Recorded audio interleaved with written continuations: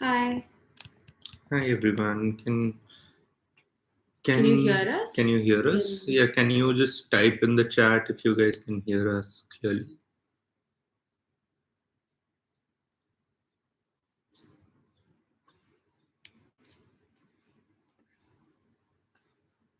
It's working right. Okay. Hi. Okay.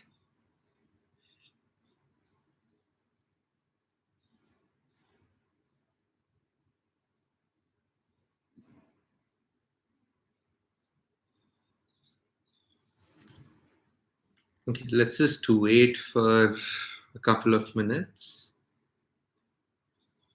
and let people join in if more people are coming, and then we'll start off.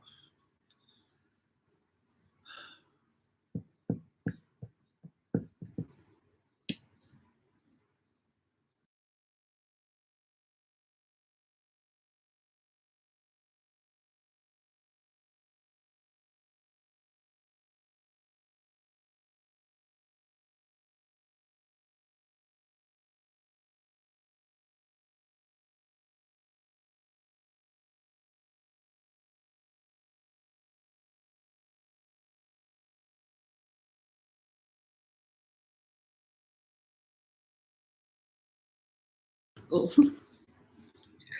I hope you guys are having a good Sunday. Diman's definitely not having a good Sunday because he's up early. Yeah, my Sunday started too early.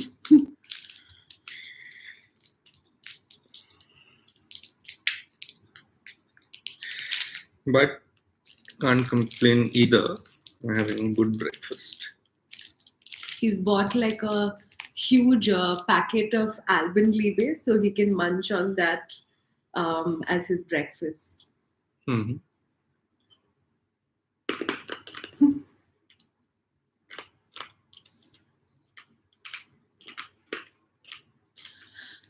What time is it? Let's wait till 10:05 and then we can start off. Can give a little bit of an introduction as to what we'll be talking about today. And again, because this is a closed group and um, most people, I mean, some of you would have definitely registered. So let's keep it free flowing so that it's more conversational and we can have more discussions and just a disclaimer right at the beginning, we are not experts, we're not career guidance experts. This is just purely based on our personal experiences. And we can talk about what our personal experience, like where we studied, etc., and what our background is. So you have a little bit of context as to where we come from.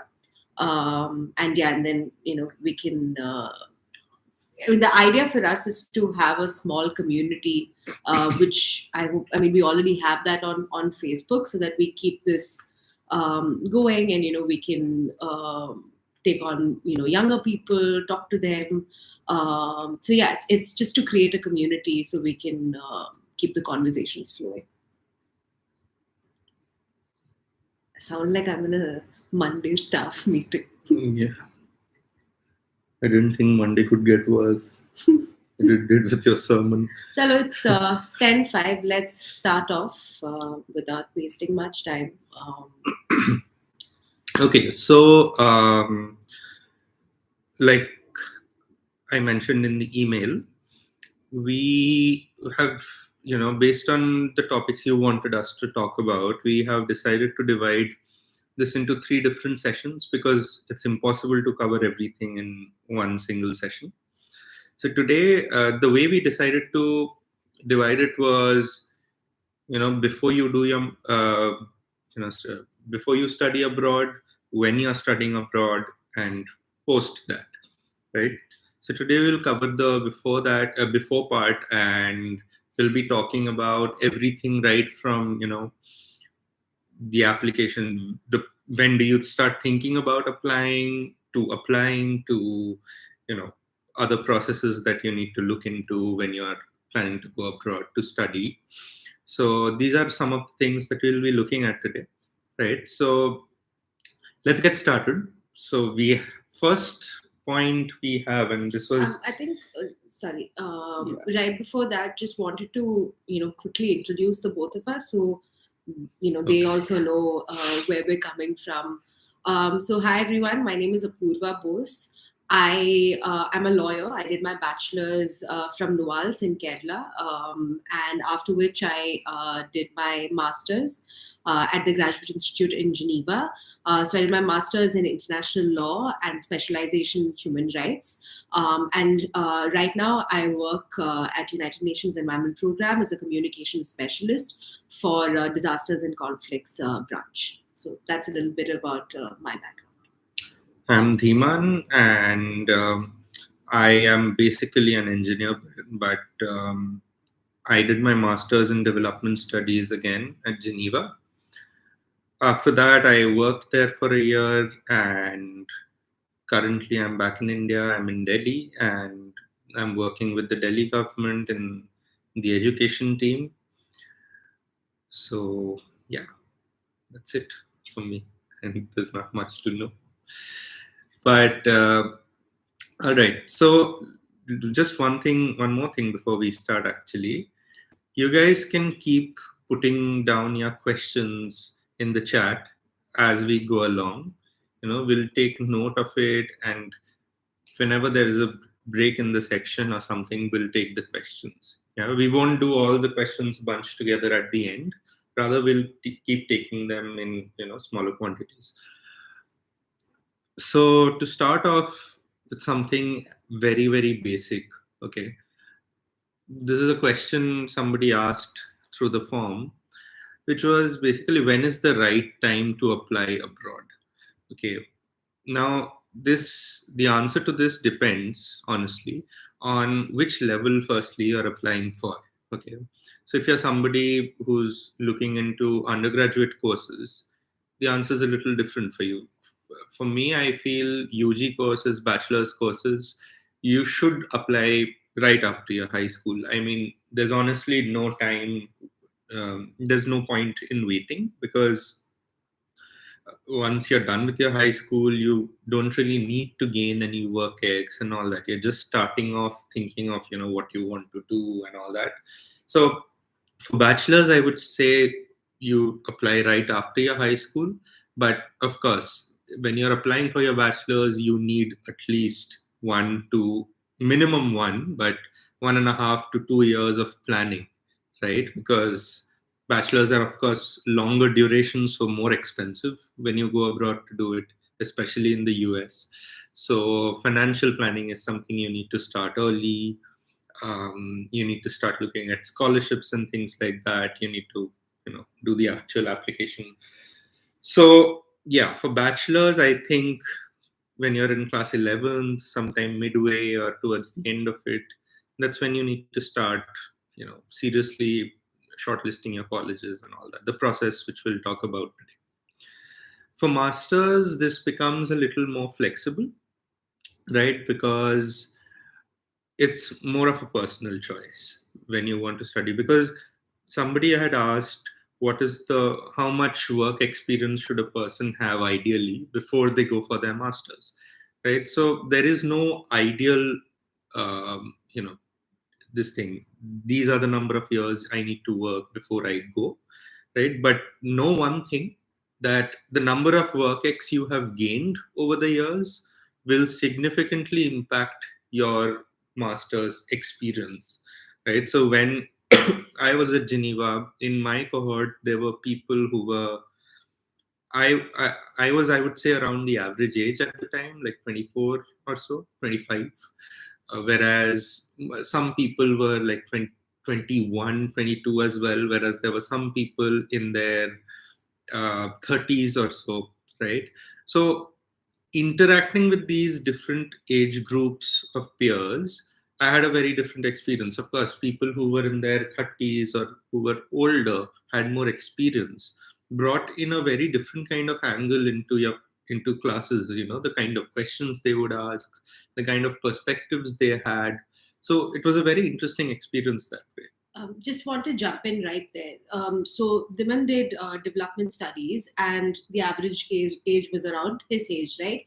But I did masters in international law, and most of my classmates were people much older than me. I think I was actually one of the youngest in my class. And having said that, my experience, sitting in the same classroom as them and learning from them, and they had almost 10 years of work experience, significantly impacted my learning process as well. Just of course, initially it was very intimidating for me because I, of course, could not understand as much as they did. But I think it really improved my learning experience as well. So yeah, sorry. Yeah, it kind of helps you level up, right? So, but however, to be a little more specific, there are a couple of questions that you can ask yourself which might help you make the decision of whether this is the right time to apply or not, right? So, of course, the first most basic one is, do I know what I want to study? Right? If you do know that answer, then probably a good time to start looking for colleges, right? Second, very important, this is what a lot of people don't consider. Has your learning curve, let's say you're working somewhere right now, has your learning curve at that place of work started to plateau? If you feel like your learning curve is stagnating, that's a good time to again apply for masters to upgrade your skills and so on, right? Next is, do you have a financial plan to fund your education? Because I mean, we'll get to the finance section soon, but going abroad is not cheap and you need to think it through, right? So you can't go at a time when you don't have enough money saved up, right?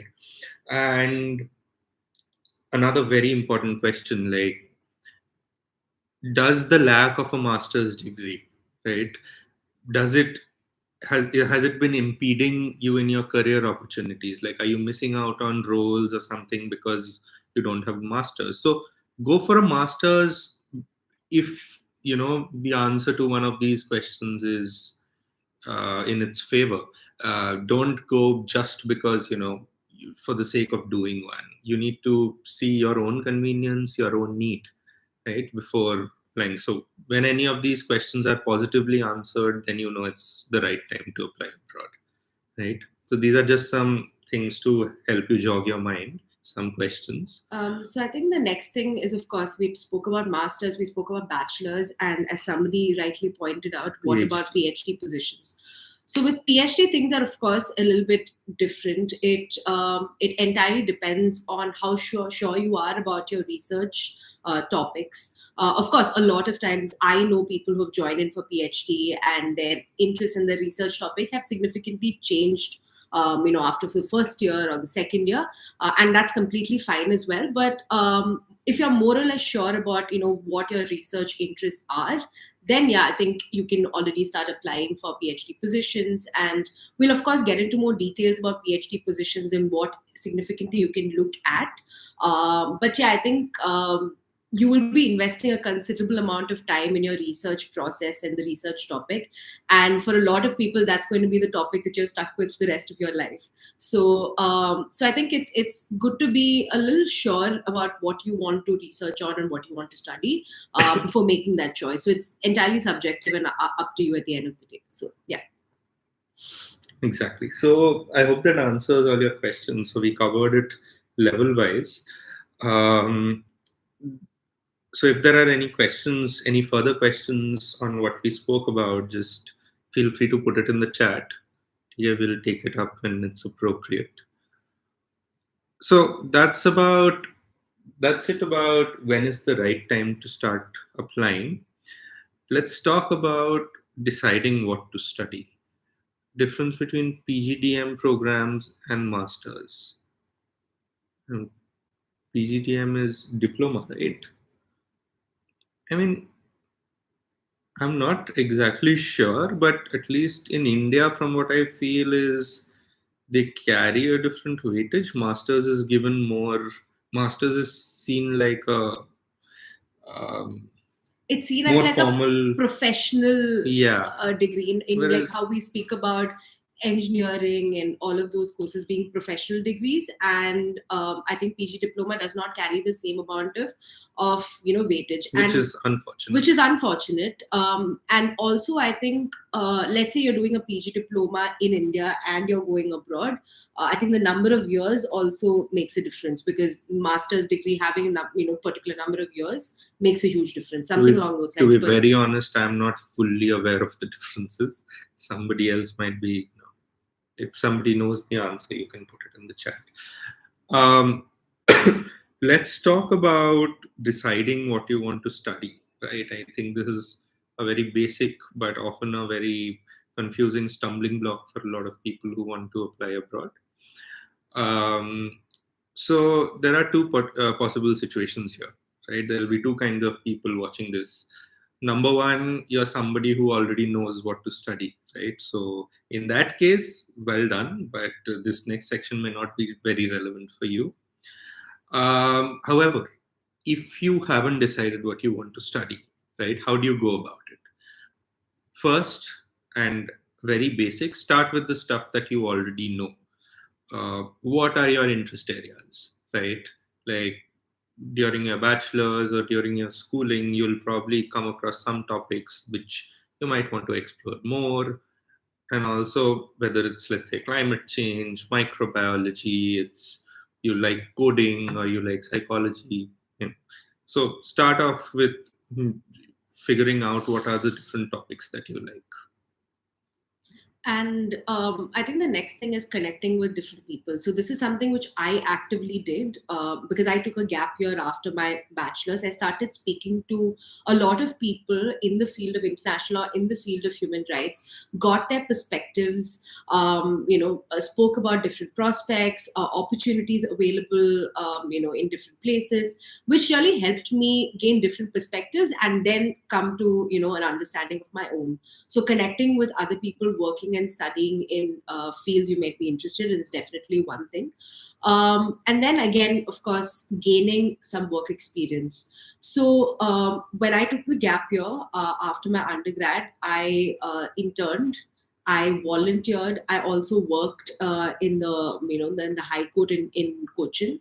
So these are some of the initiatives I took just to gain a little bit more work experience and understanding of my field. So yeah, that's that. These two things are extremely crucial. When you're deciding or when you're deciding what to study. You spoke about the gap year. No. Okay, so I'll answer the questions in a second. So one more thing to add to that. So far, we've spoken about figuring out your interests, obviously, connecting with people, then getting WorkX, as much WorkX as you can. And regarding the WorkX point, there is this thing, this mindset, especially in India, that taking a gap year will affect your chances. Okay, so both of us here took a gap year after our bachelor's, right? I was switching my field. I had to take a gap year to figure out where the hell I was going, right? She also took a gap year to, gain The more main reason I experience. took a gap year was because I was more or less certain about what I wanted to do or what masters I wanted to do. But I just wanted to be really sure of the kind of work that I was getting, the practical aspect. Because when you're doing 5 years of law, and I'm sure there are lawyers here, it's a lot of theoretical understanding of law and legal studies, right? So I really wanted that practical aspect just to be sure, of okay, this is exactly what I want to study. Of course, a lot of it has changed over the years as well. But at that point, that's something, I thought was the right step for me. And so don't fall for this whole gap year myth. Okay. But of course, if you are planning to take a gap year, don't do it because you're planning to sit idle at home. I mean, that's not the whole idea. The idea is for you to take the time to figure out what you like and what you don't like.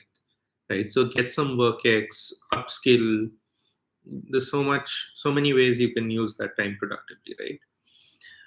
So these are some of the things you need to do when you are deciding what you want to study. Purvi, to answer your question, whether you should pursue an MBA or not, um, you need to first figure out what it is that an MBA is offering you, right? And the best way to find that out, like I said, is to connect with people who have already done it. Let's say somebody has done an MBA from, I don't know, XYZ School of Management in the US, right? Find alumni there, speak to them, ask them about their course, ask them what their biggest takeaways were. Now, if you see that sort of helping you out, that kind of an experience helping you out personally, then you start considering for an MBA, right? Otherwise, if it doesn't help you upgrade your skills in any way, there's no point spending so much money for a master's, right? Um, one more situation that I wanted to cover, by the way. So, of course, there are people who know what to study, there are people who don't know what to study, still figuring it out. And then there are people who know what to study but are in a different field. So, you essentially are thinking of switching fields, right? Um, so, the thing is, you can apply for almost any course abroad, no matter what your background is. Okay, if you come from a medical background, you can still do a master's in international law, right? Maybe.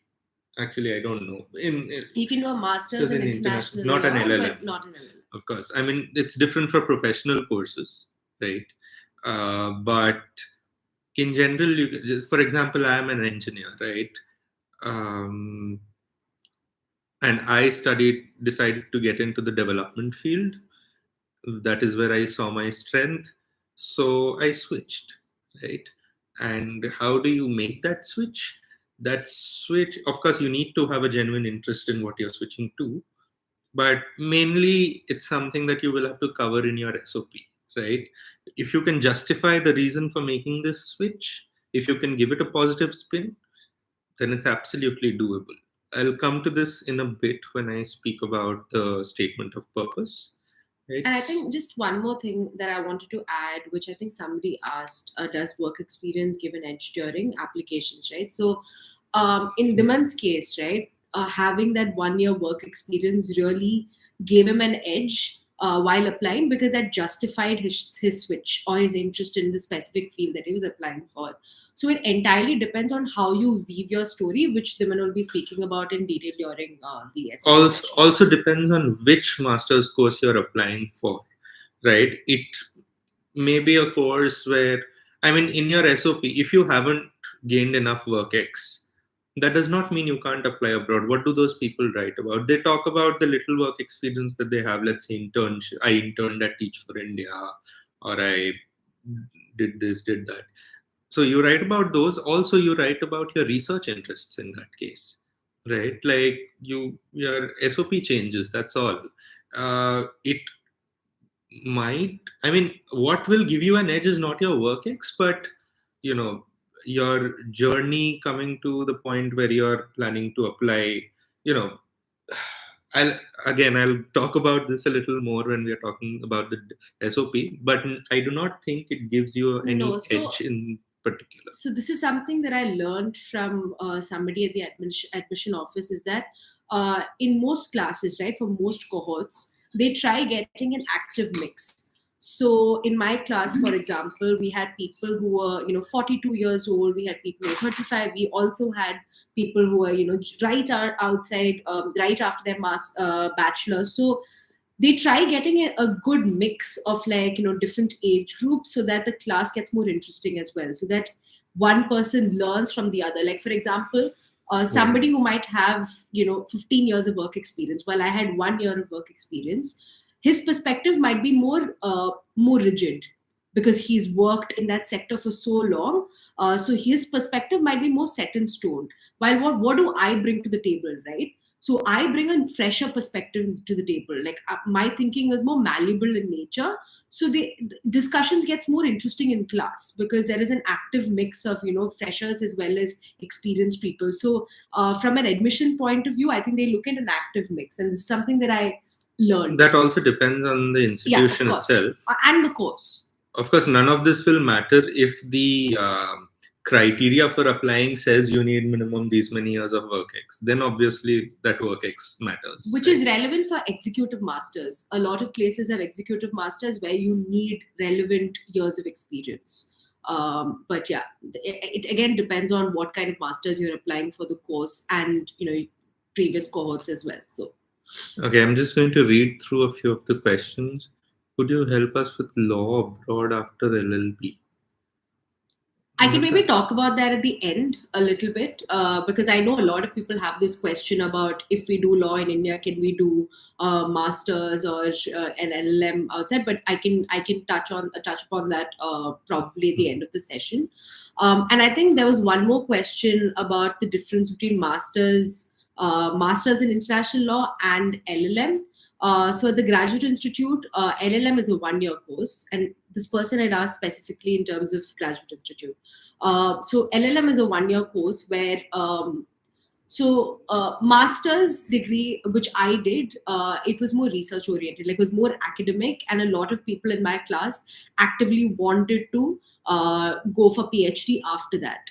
While LLM was more in terms of like practical work experience, and I think in the second semester they have something like a capstone where they work with organizations, and they sort of prep you to work with organizations immediately. So it's more in terms of your work interests, while the master's course was more academic in nature.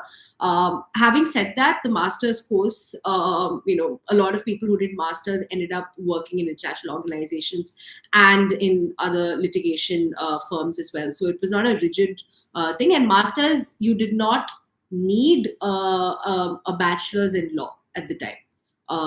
It was okay for you to do a bachelor's in any other course and then go for your master's in law. So it was more flexible. Could you let us know a timeline of when we should start applying? Yeah, we'll get to that section in a second. Maybe 15 moments. Does a second master's degree abroad make a difference in terms of job prospects?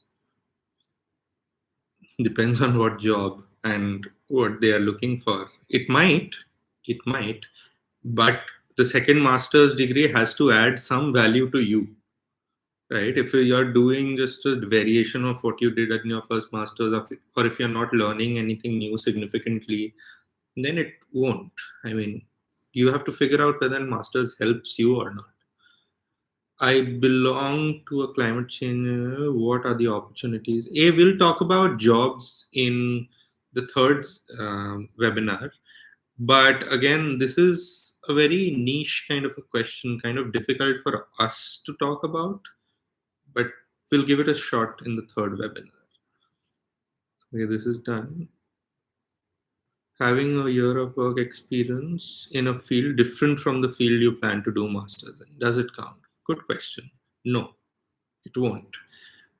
It clearly says relevant work experience in most. However, I mean, there are ways in which you can make any job experience relevant to what you do. I mean, when you're working, you're not just working in that sector. You are gaining certain skills which are transferable as well, right? For example, your communication abilities, your presentation abilities, your team management abilities, the transferable skills. Yeah, so you could give, if you're, let's say, mentioning it in your CV, and you could, or mentioning it in your cover letter or wherever, then you could, of course, mention the transferable skills you gain from that particular job, even though that job sector might be different from where you're applying next. What is the weightage between 1 year master's course in terms of employment opportunities? So my understanding is that there is no weightage in terms of 1 year masters and 2 year masters. Having said that, why did I take the 2 year? Because I, of course, had the option of the LLM or the masters. I took the 2 year masters mainly because it gives me a little bit of time to find employment opportunities. Because the 1 year course essentially is 9 months.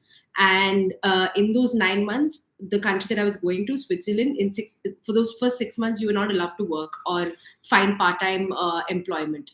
So it was important for me to have that extra time to find employment and find internships, etc. So that's why I took this 2 year masters, which I think a lot of people, it depends on your priorities, which we'll get to in the next session on deciding where to study. So we can talk more about that. But in terms of like employment, not really. You can, it doesn't matter what your employers don't care whether you have a 1 year master's or a 2 year master's. Is it mandatory to have some sort of research experience if you're looking for programs like sociology? No, but if you do not, of course, it becomes easier for you to justify why you are applying for such a course if you do have some research experience there.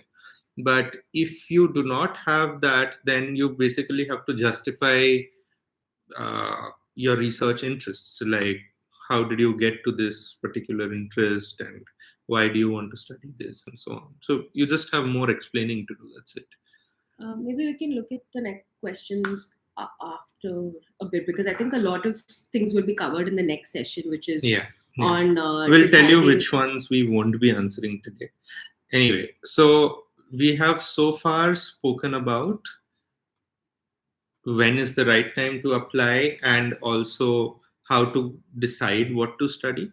Now, let's talk about another thing, very, very important section, deciding where to apply, figuring out colleges. So, I mean, each of us, we look at different criterias, and each of us have different priorities, right? To decide where to apply, which country to apply to. And it's usually a choice between a certain university versus a certain country versus a certain program. And it again, these I'll talk about each of these priorities. The first one, which is which program. And when you're looking at programs, you look at the study duration. As most of you have already spoken about, we have 1-year programs, we have 2-year programs, etc. So the study duration is one thing you could take into account. Second thing is the curriculum. When you talk about curriculum, see, something like an LLM or something like human rights courses, a lot of universities have it. But then when you look at the curriculum will be different in each of these universities. So what interests you is something that you look at when you look at the curriculum. Not just interests, it's also in terms of some are more academic research oriented, some may be a little more practitioners based, so depends on your own career priorities. And next thing is specialization. So, as I said, right now, the curriculum is different in all the universities, right?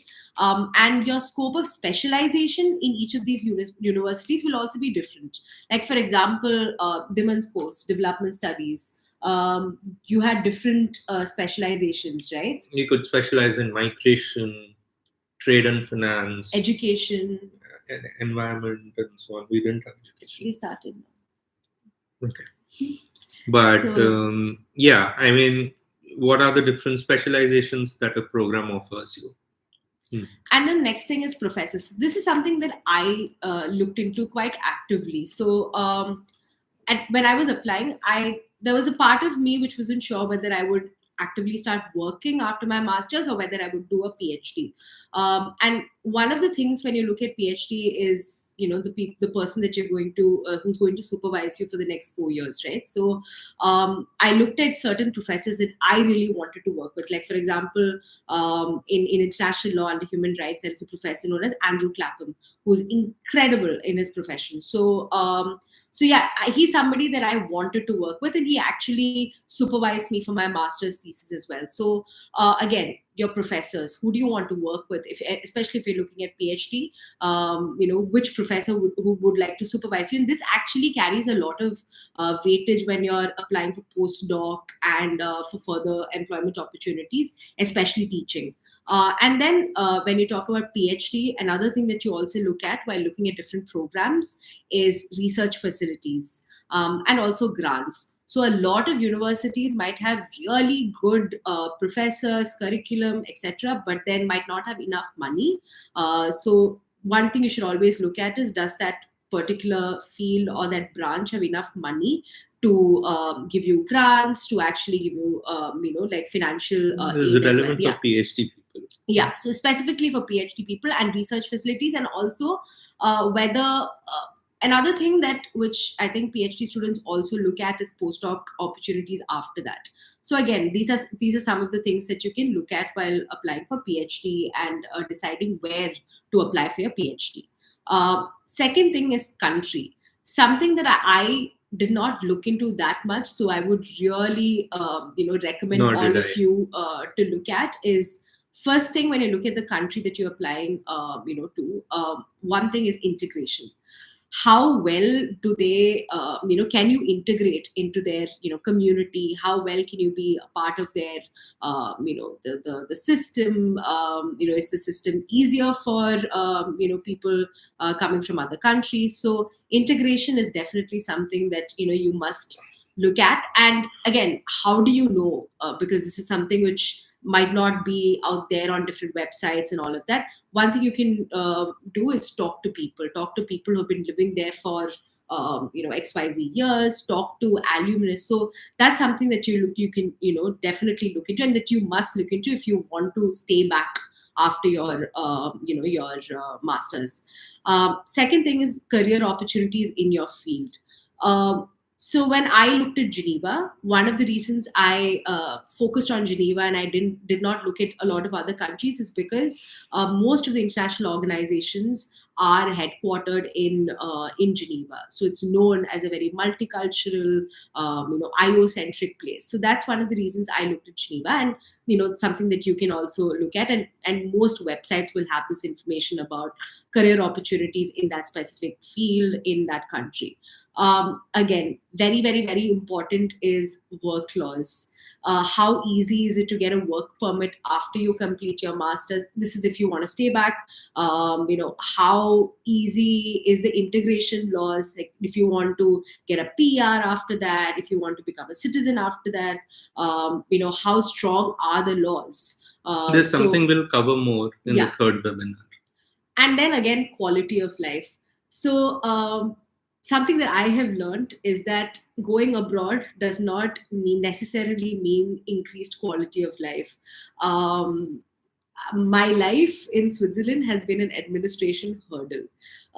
So, I mean, so yeah, that's something which is very subjective and depends on your priorities. Yeah, so and it depends. Like quality of life, by quality of life, it does not. We don't mean stuff like 24/7 running water. Yeah, of course, those things are there, but we're talking about more nuanced stuff. Like she mentioned, life in Geneva was one big administrative task. Like every second day you feel like you are going to have to submit some letter here or there, or it was not easy. So that way, like, how student friendly is it? Yeah, so that's what we mean by living life quality. And then the last point is university. So when you look at university, do they give enough scholarships? Do they have financial aid? The brand value, and of course the ranking. I mean, the last two for me, it's again very subjective, and I don't believe in a lot of I don't believe in the whole ranking system and the whole brand value. I will only go to an Ivy League college and all of that.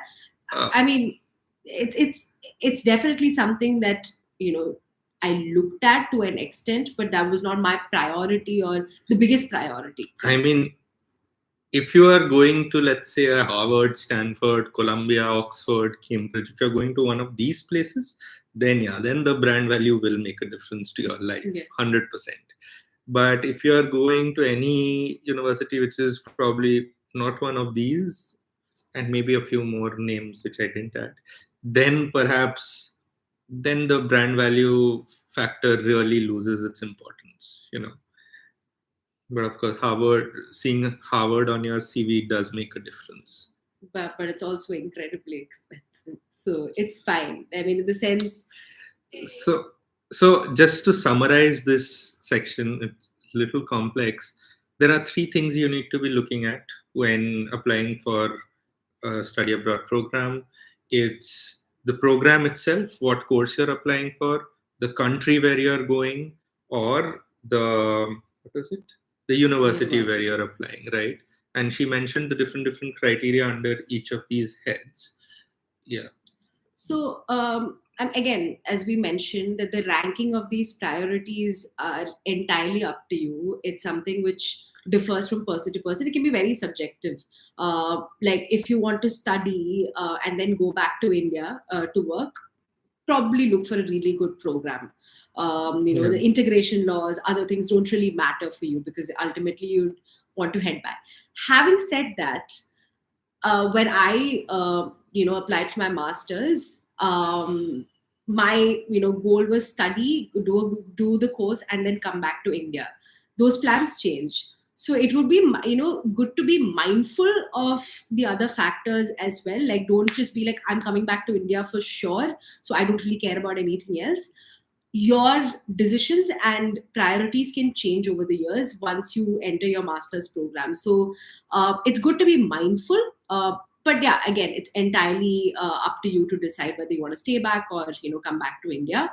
Let's say you're somebody who wants to study and then find a job abroad, or you want to do a PhD, then it's best to look at, also consider the country specific information. Um, recently I met somebody in Germany who had just got admission into a random university in Germany, just with the whole idea that they want to stay back in Germany and be repatriated there. Uh, so yeah, it's fine if that is your priority and you just want to settle abroad, and Germany right now is one of the hot spots. Then that's fine too. I mean, it's okay if you just want to do a random course because your objective is to stay back. Then again, last point is, let's say you need financial help for studies, then it's really important to look at programs and universities that have very high record of providing scholarships and aids. So yeah, I think these three scenarios that that we've seen and we've come across. So yeah, it's entirely up to you. So depending on what your priorities are, you basically look into the country, the program, or the university. Right? That's And then again, where do you find all this information? 99% of it is online. You just have to do your research, read up, thoroughly go through the university, your website, probably look at some other websites as well. I think we'll be sharing some resources and websites that you can look at. And then talk to people. Talk to people who have, who are seniors, who are alumni of the institution, who have been in that particular country, who have lived there for a bunch of years. So you have different perspectives and an idea of all the various things that we spoke about. And we'll a little get bit, there. yeah. We'll get there. So let's talk about campus placements. Right, this is a question we get very often. Like, what are placements like? So this is also a misconception because the concept of placements doesn't really exist in most countries I know about. At least the major study destinations, I've never heard of placements, right?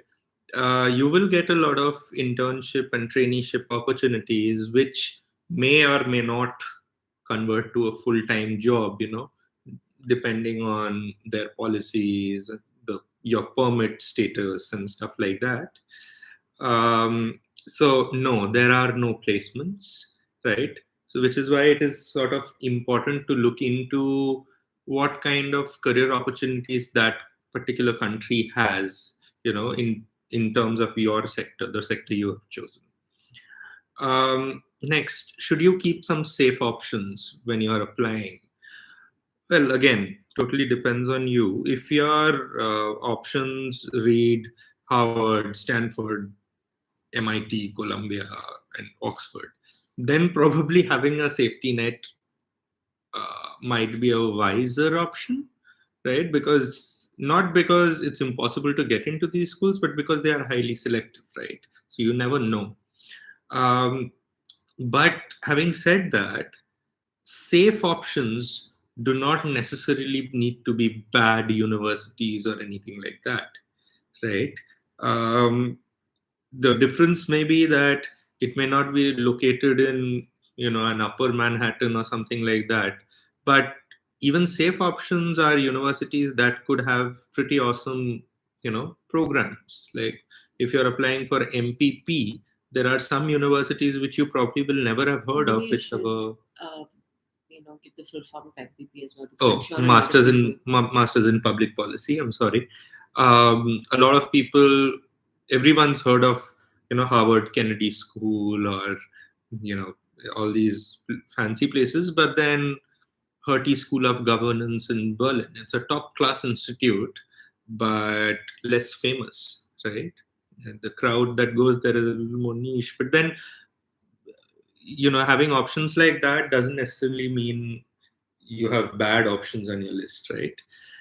Um, right. Next is how many. This is something we actually discuss quite often. We see people have applied to like 20, 30 places, which to me is insane because Very expensive.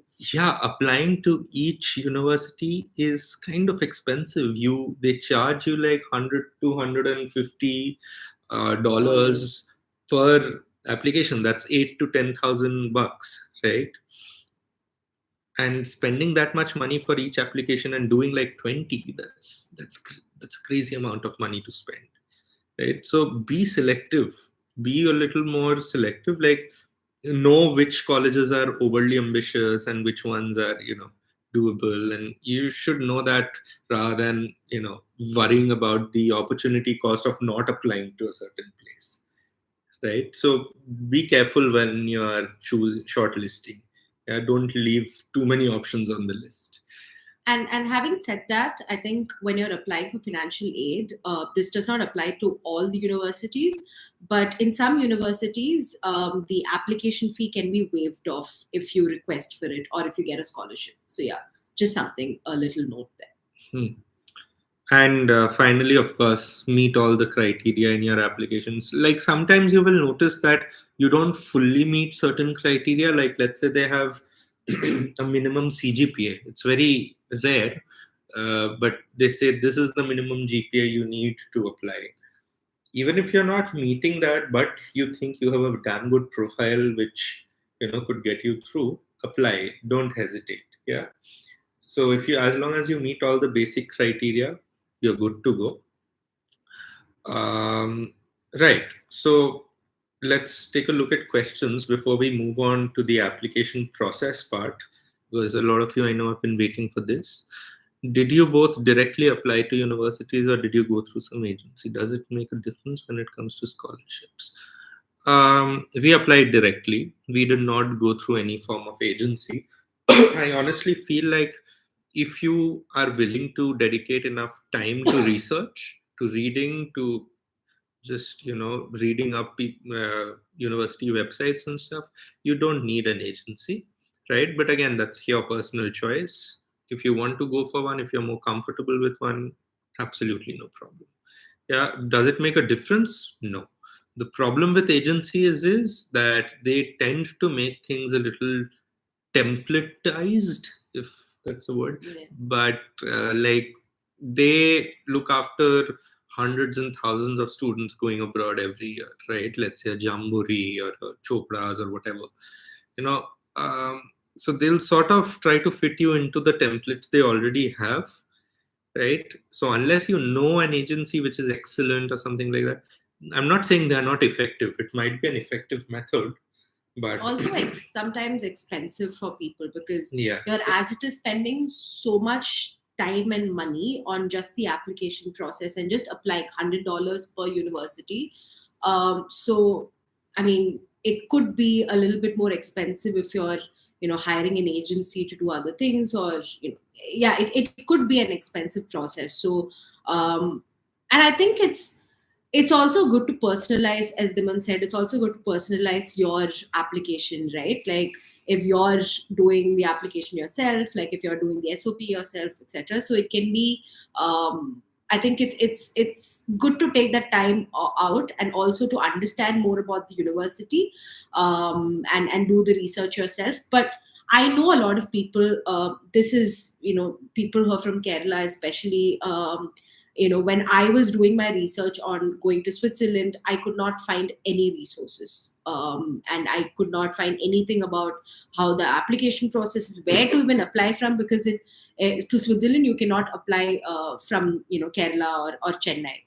You have to come to Delhi. So I could not find a lot of this information online. So I completely understand why it can be very overwhelming, and it's sometimes easier to just ask an agency to do this process.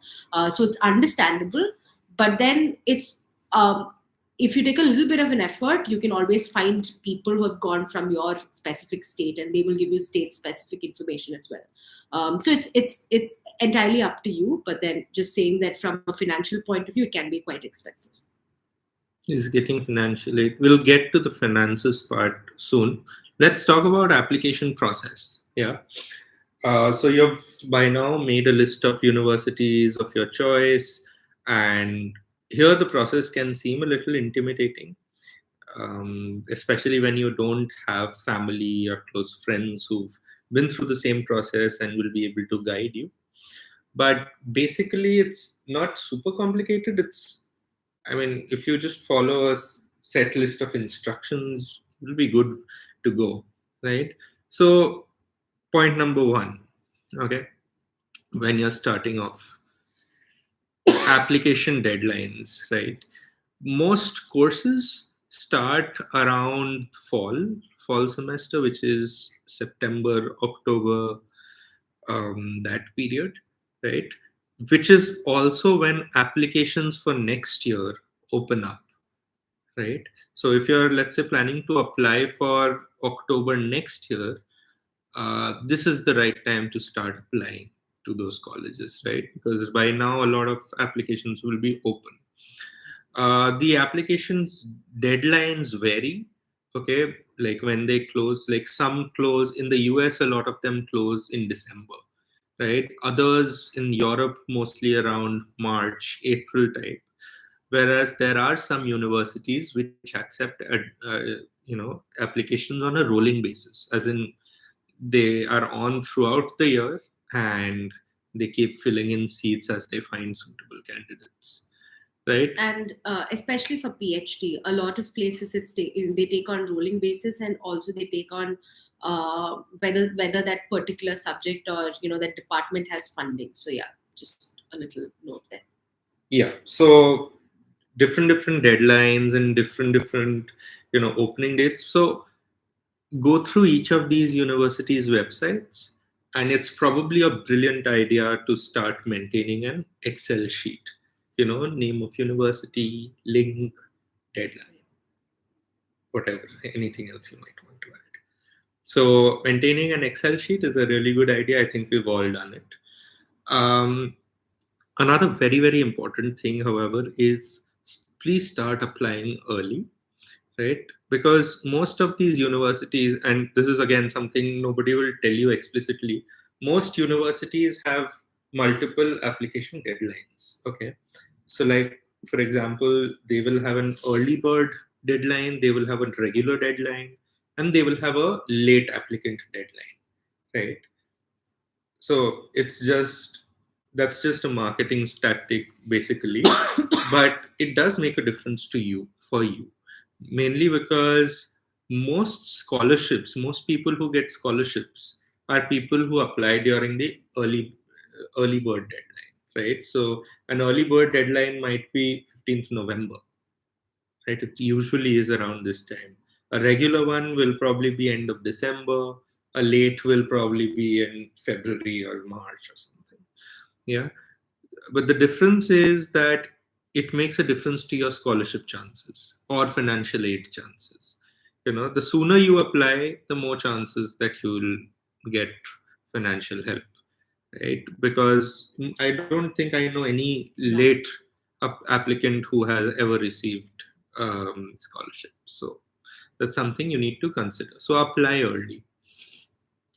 And then comes the process. You've decided where you're going, you've figured out the country, etc. You start preparing your documents.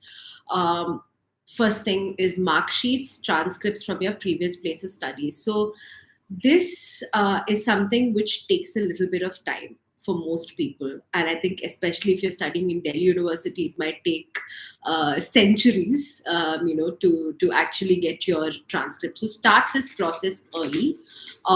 Get your mark sheets and transcripts and early, and ensure that it's in English, because a lot of universities, if it's not in English, you'll have to get it translated, and only then it will be applicable. So transcripts and mark sheets extremely important. And I think, if I'm not wrong, transcripts is something which the university themselves send in like a sealed envelope, right? Not necessarily. So I know my university did that, where they directly sent the transcript to the university. Mind it. And it was completely sealed, and it had to be opened only by the university. I think it differs from college to college, just that be mindful that this might take a little bit of time, 1 month to 2 months, depending on your university. So next thing is the essay, the statement of purpose or statement of intent, your personal history. So this carries a lot of weightage, right, in your application process. I think around 25 to 30% At weightage. least. Yeah, at least. And I think at the end of the seminar, Diman will be talking more about SOPs. And then the next thing is CV, which is essentially your work experience, your career summary, all the educational, that you have, your projects that you've undertaken, leadership experiences, etc. So we'll also be having another session entirely on CV, if I'm not wrong. So yeah, I think CV is something which is really important. Probably not as important as the work, a CV that you'll be making, but very important, in the whole application process in any case. And then letters of recommendation. So usually I think universities ask about two to three LORs. So if you're a recent student, you might have to give, I think, three academic or two academic letters of references, and one optional professional TOR, depending on whether you have any work experience. Again, the recommendations, or sorry, the requirements will be mentioned on the website. So make sure you double check what exactly the specifications are.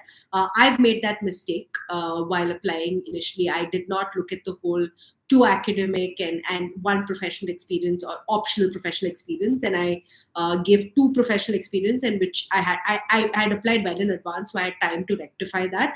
So this is something which which you need to really double check.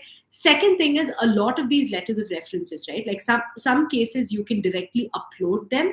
In other cases, what you have to probably do is Have your referee sent. sent it directly. So again, your professors or the people that you work with are extremely busy people, so they themselves might take a little bit of time. So be mindful that this whole process might take a little bit of time, and it might not be like, okay, you email your professor today saying that tomorrow is the deadline, please upload your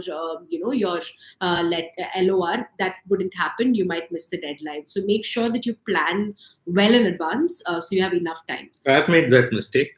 I got LORs a day before, but I mean, don't do it. It's not a pleasant experience. Don't be at the moment. Yeah. But one, you can, of course, when you're asking somebody for an LOR, you can offer to write it yourself as well. That's a win-win, right? You recommend yourself, basically. That's what I did in some cases. Right. So next, in terms of documentation, let's talk about tests and exams, right? So depending on what master's course you're applying for, your test requirements will vary. Okay. So courses that you usually need to take the GMAT when you're applying for management courses, firstly, or if you're applying for something which is more math heavy, for example, economics, right, or stats. Sometimes even public policy. In the US, in a lot of places, you need GRE or GMAT scores. Yeah, so if you want to know whether you need to take GRE or GMAT, just visit the admissions page of the website, right? I remember I applied to 6 places, and out of them there were only two where I needed to submit my GRE scores. I did take the GRE, but again, in one of those places it was optional. So take a look when you're probably creating the Excel sheet. That's probably the right place to mention GRE, yes, no, whatever. You will, however, almost definitely have to appear for the TOEFL or IELTS, which is basically a language proficiency test, English, right? Some universities will waive off this language requirement if your undergraduate course was in English and all that. You need to submit proof but happens in some cases, doesn't happen in others. Did Right? you have to write? I had to take the TOEFL. I didn't. You didn't?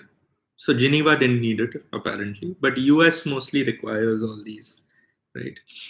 But when you're taking these tests, please again be mindful of one thing. Each of these tests are really expensive. I mean, at the time when I took it, each TOEFL or each GRE exam costed 13,000 or 14,000 bucks. Yeah. I am assuming it has just gotten worse now, right? So don't take it as a whim. Like, take it seriously when you do, because otherwise you're going to waste your own or your parents' money. I That's think one question, I'm not entirely sure about this, but I know there are coaching classes for TOEFL and IELTS. Do you think they're helpful, or I didn't take them, but I'm not entirely sure about this as well. Probably you depends. have. I mean, to be very honest, you have to be honest with yourself here. Like, how good is your English, right? If you think your English, you're confident about it and things like that, you do not need to study for TOEFL. I cannot speak about IELTS. I have no I idea. think IELTS stuff supposed to be tough, TOEFL, I no? studied for like 3-4 hours and got a decent score. Okay. For GRE, GMAT, yes, you might need some coaching. Well, I did online, like, I didn't take physical classes, but I just took a membership on Magoosh. But people do Jamboree, this, that. Take some feedback, find out what is good. You can take coaching. That's totally okay. It helps. Yeah, at least for somebody who's as lazy as me, somebody telling me what to do helped. Otherwise I probably wouldn't have studied. Hmm. I'm sure a lot of you relate. Next is writing samples. You usually only need writing samples for PhD, MPhil, DPhil applications, not for masters. For masters, your SOP is everything, including your writing sample. Right? You might need to submit a letter for your scholarship or for seeking financial aid. That depends. Different universities have different rules, but in your letter of scholarship, you will probably have to justify your need for the scholarship or for financial aid, right? So, yeah, this is again, some places have it, some don't. You need to submit financial documents if you're applying for aid. Bear this in mind, because it's not as simple as it sounds. Some places, you might have to submit your parents' income tax returns and stuff like that. So Banking it's bank statements, 6 statements months and bank stuff like that. So you statements. need a little bit of time in hand, at least a week or two, to prepare just the financial documents, right? So when you are creating that Excel sheet we spoke about, you might also want to keep a column on what documents you need. Apart from the basic ones, what extra documents do you need? And finally, I know people who have filled out entire applications and then forgot to pay the application fee, because of which their application was considered null and void. So usually application fees cost around 100, 225, $30. I'm not sure if it's increased in the past few years, but make sure you pay that. Yeah.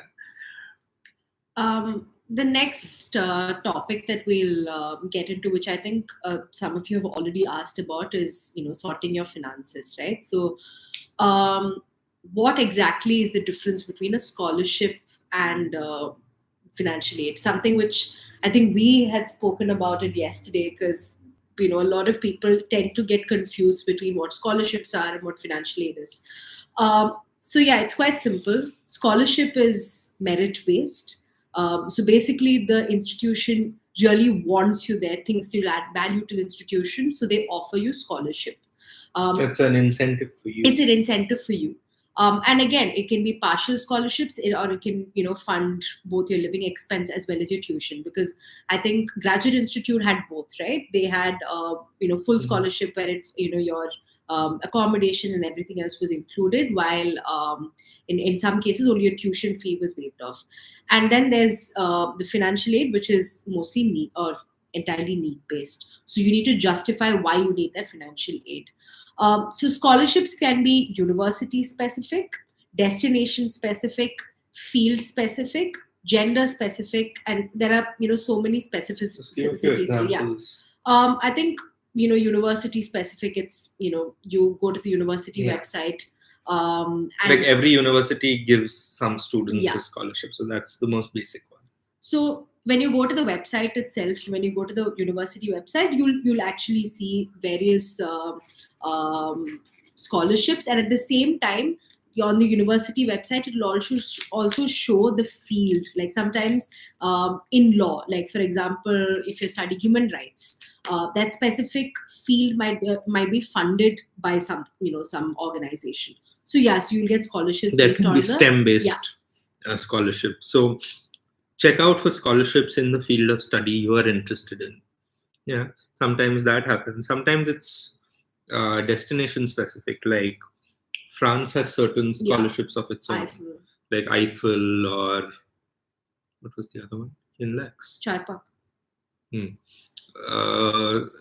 Then UK has Chevening and Fulbright, and so on, right? Oxford has Rhodes. So these are things you need to do a lot of research for. Then there are gender specific also. Sometimes it's rare, but sometimes you'll have a scholarship for girls who are studying in a certain field or whatever. Yeah, So again, you might not be eligible for a lot of these scholarships. So as Diman always says, it's good to keep an Excel sheet with all the scholarships that you're eligible for, the specific deadlines, all the resources that you need to apply for that specific scholarship. So it's good to have all this in place so that you can tick off once you're done with specific scholarships. So it's good to start making a list.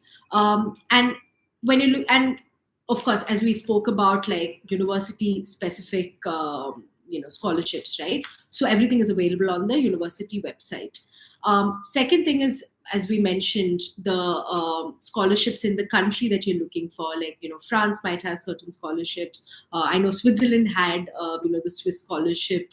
And so all this is available either on the university website, or if you just Google the specific that country that you're going for, you'll find all the scholarships for that specific country. And lastly, there are a lot of private scholarships as well. Like you have the Aga Khan Foundation International Scholarship Program, you have the Tata Trust scholarships, you also have the INLAC scholarship. Just a disclaimer here, scholarships itself can be much tougher than the application process itself. I know somebody who is now studying at Cambridge, and he got a scholarship, and the entire process was, I think, 6 rounds where they had GD sessions, group discussion sessions. There were also multiple interviews, etc. So it can be extremely time consuming. Getting into a university is probably easier. Yeah, I feel like it's usually easier than the scholarship process itself, and especially like something like Rhodes scholarship, right? It's coveted. So getting a Rhodes scholarship is like you're the cream layer from that particular year. So yeah, it can be extremely difficult to get a scholarship, but in a lot of cases, I think you can also get scholarships in the second year as well. Like first year, you might not be funded, but you can write to them, or there might be certain scholarships that you'll be eligible for in the second year. I think you were aware of some scholarships in the second year. Yeah, like an idiot, I didn't apply. But most people I know if they didn't get it in the first year, they got it in the second year. So it's something you might want to, inquire with your university about. One thing about private scholarships is there's a website. It's called Buddy for Study, like Buddy and then the number 4 study, which has a lot of these. It's a compilation of all scholarship websites. I don't know if there is a better alternative now. This is what I used back in the day, which you can check out. Also, after the webinar, I will be posting a link on the group, some resources. I probably have a list of scholarships lying around somewhere. which I'll share right after this. And I think, Pavitra, you would ask this question: is it fully, okay to rely on scholarship opportunities while applying? So let's say a situation where you don't get the scholarship that you've applied for, you don't get multiple scholarships that you've applied for. You also have the option of deferring, right? Like you can write to them and say that this is your situation, you cannot fund your studies for this particular year, so you need to defer it for another year, so that in that 1 year you can again continue to apply for other scholarships, etc. So yeah, I mean, it's not a foolproof thing. Like of course you never know whether you'll get a scholarship or not, and if you don't, you also have the option of deferring and writing to them. And again, if the first year you don't get a scholarship, and let's say you can fund your first year, you also have other options the second year as well, when you're doing your master's. So yeah. Just one thing I want to add regarding scholarships. Where does this fit in the application timeline? Right? I think this is super important, because if you're somebody who's applying last minute or deciding right now in November that you want to go for a master's this year, it's possible in some cases, I guess, but then you will not get a scholarship. Yeah, I mean, if you apply this late. Correct me if I'm wrong, but I think most scholarship processes begin before the application process. Well, right? before. Yeah. So I'll give you an example. Let's say you want to study abroad in 2023, next year, fall, around September, October. Okay. When is the right time to start applying? To apply to the college itself, this is the right time to start applying. September, October 2022, 1 year before. That's fine.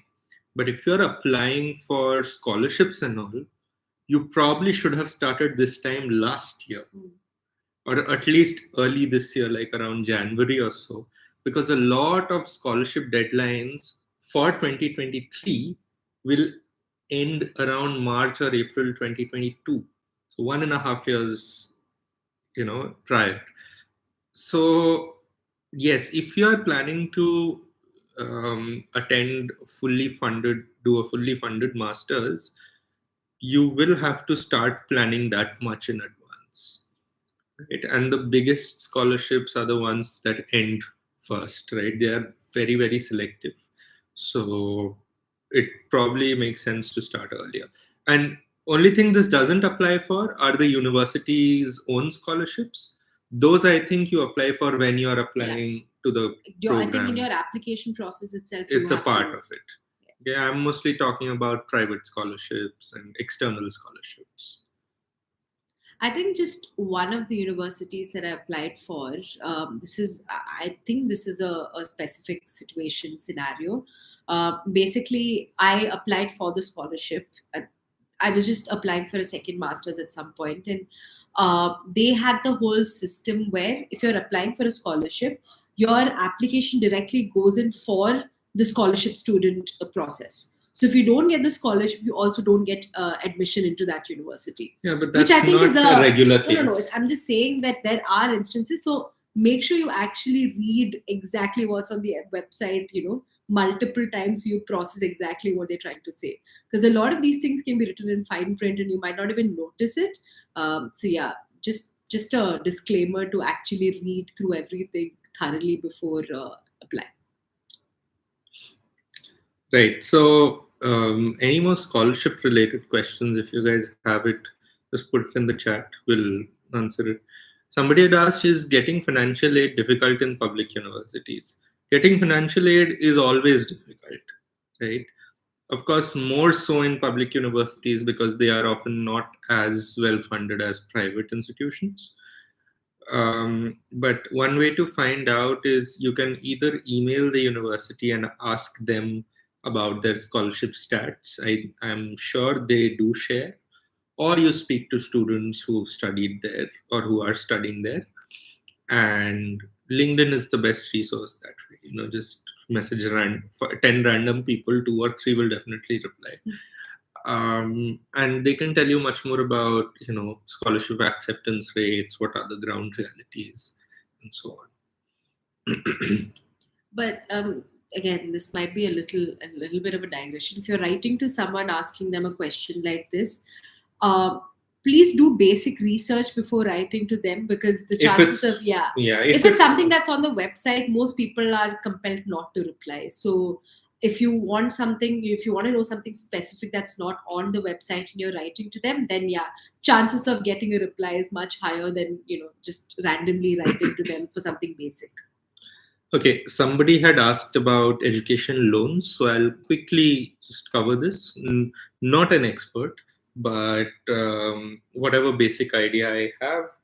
So you can take loans in India, I think up to 7 lakhs without any collaterals. At least most banks do offer it. Now, there are two types. One is, of course, taking a loan from a public bank, such as an SBI, or the private sector banks such as HDFC or Axis. And there is a third type, which is the NBFCs, for example, HDFC Credila, or there's some called Incred. And so the difference between these is, so it's public national banks, private banks, NBFCs in that order of cost. NBFCs will probably have much more flexible and easy to apply options. That is the incentive they offer you, that we will give you a loan for 10 lakhs without collateral. And also it will be a one tap process, like you look at our face and we'll give you a loan. Yeah, so they'll give you benefits like that, and then they'll drop the interest rate bomb on you. Interest rates are of course much higher the more private you get, right? The difference is sometimes, I think, for public banks, nationalized banks, it's 8 to 10% interest, 8 to 9% type.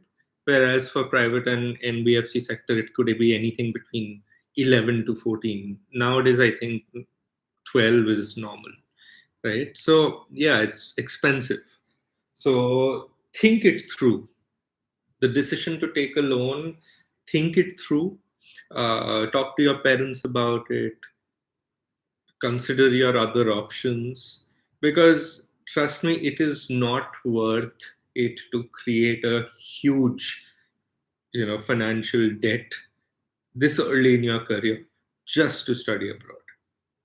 you know um, Financially stretching yourself just so that you can go to the US or whatever, it's not worth it. So think it through, because loans and later on you'll be paying interest and all that. So it depends on how sure you are about wanting to go to your masters abroad, very honestly. In order to, what else is there? How do Yeah, so one more thing is that an education loan can take between 1 to 2 months to process. 1 month if they are super fast about it. If you're doing it with an SBI, it might be 3. So take that into consideration when you are applying. Okay, because when you're applying for your visa and stuff, you might need to show your loan documents. So be careful about the timing. Let's take some questions. Is it okay? Yeah, we answered this. I have done MA social work, planning to take up another master's related to this field only. Does it make a difference in my career pathway? You're the best person to judge that. Because, see, does the second master's add any value to you in terms of your skills or your knowledge or your expertise in that field? Right? If that is the case, then yes, it will make a difference in your career pathway. But if you're just doing it for the sake of getting a second master's degree, don't. I just had one more thing to add to that, right? Like, this is just my personal opinion on this. So, when you look at any job applications, because you specifically said career pathway, so I don't know whether it means you want to study more or whether you want to work. I'm talking about it from a work perspective, like you want to, work in that specific field. Um, I've not seen a lot of applications or job descriptions which said, like, okay, most places you will see, the requirements being bachelor's degree in da da da, master's degree in master's degree preferred or desired, and then 4 years of work experience, or 3 years of work experience. So let's say you did your masters and then you're immediately doing another masters without any work experience. That does not add any value to you getting a job, because at the end of the day, do you have work experience? No. How does the second masters carry any advantage while applying? No, because other people might have one master's, 5 years of work experience. Then that person might be preferred by that particular employee. But having said that, if you're looking for, let's say, studying further, if you want to do a PhD, and let's say you did something like your first master's was something more generic, and your second master's is something more niche, like you like Specific area or in specialization. yeah. So then, and in that case, if you don't want to do a PhD after that, but you still have that masters in that, specialized in that particular field, which could be helpful in a lot of ways. So it entirely depends on you and what your priorities would be after that masters, or how would that add value to what you want to do and what your goals are. Like, just an example, you've done a master's in social work, right, and an MA in social work. If you're studying, doing a master's in development studies, let's say, after that, it will literally add zero value, because both of these courses are highly generic. As social work is, so is development studies, right? So is MPP, public policy. So it makes sense to do a second master's in an area where you want to specialize or something. It could be an in route for you for a PhD, or I mean, honestly, exactly like she said, it depends on your priorities, where you want to work, what kind of work you want to do, and so on. Can you have a session of applying for jobs abroad after studying in India? Yeah, I think we are covering that in the third session. There were some questions earlier on about recessions and the job market. Guys, to be very honest, I do not know about how the recession in the UK or wherever is going to affect the job market.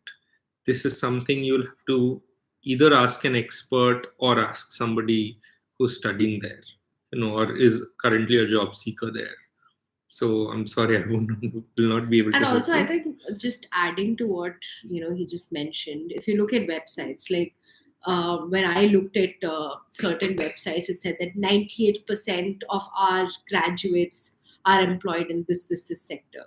But what they don't say is 98% of these people can be employed in any place, right? They can come back to India, they can work, other places. So it doesn't mean that though that 98% is currently employed in that country. This is a misconception a lot of people have when they read the website. Yeah, it's easy to get a job after that, so I'm going to apply here. Probably not. So it's good to speak to people, as Diman said, to get a better understanding on whether it's easy to get a job there after your studies or not. Trust me, there is no replacement for talking to current and old students. The insight you will get from there, you will not get even if you watched us speak on a webinar 10 times, right? It's going to be super helpful. Can you talk more about early bird scholarship? Yes. So early bird, so it's nothing, it's not something very regular. All universities don't have it. So universities have their own scholarships, right, which they give to students to incentivize them to come study. So most of these scholarships are offered during their early bird deadline. Let's say I'm a university, and I say that my applications are opening in October 2022. So the early bird deadline is 31st October, right? Regular deadline is 15th December. Late deadline is 15th February. Now, if you apply for the first deadline, which is 31st October, in that case, your chances of getting that scholarship that the university offers becomes much higher, right? So that's it. How can we find out about these scholarships? University websites. I am talking about there's nothing called early bird scholarship. It's the scholarship that the university offers. It's just that if you apply early, as soon as their applications start or something, your chances of getting the scholarship increases. How much percentage they usually give? There is no single answer to that. It varies from country to country, university to university.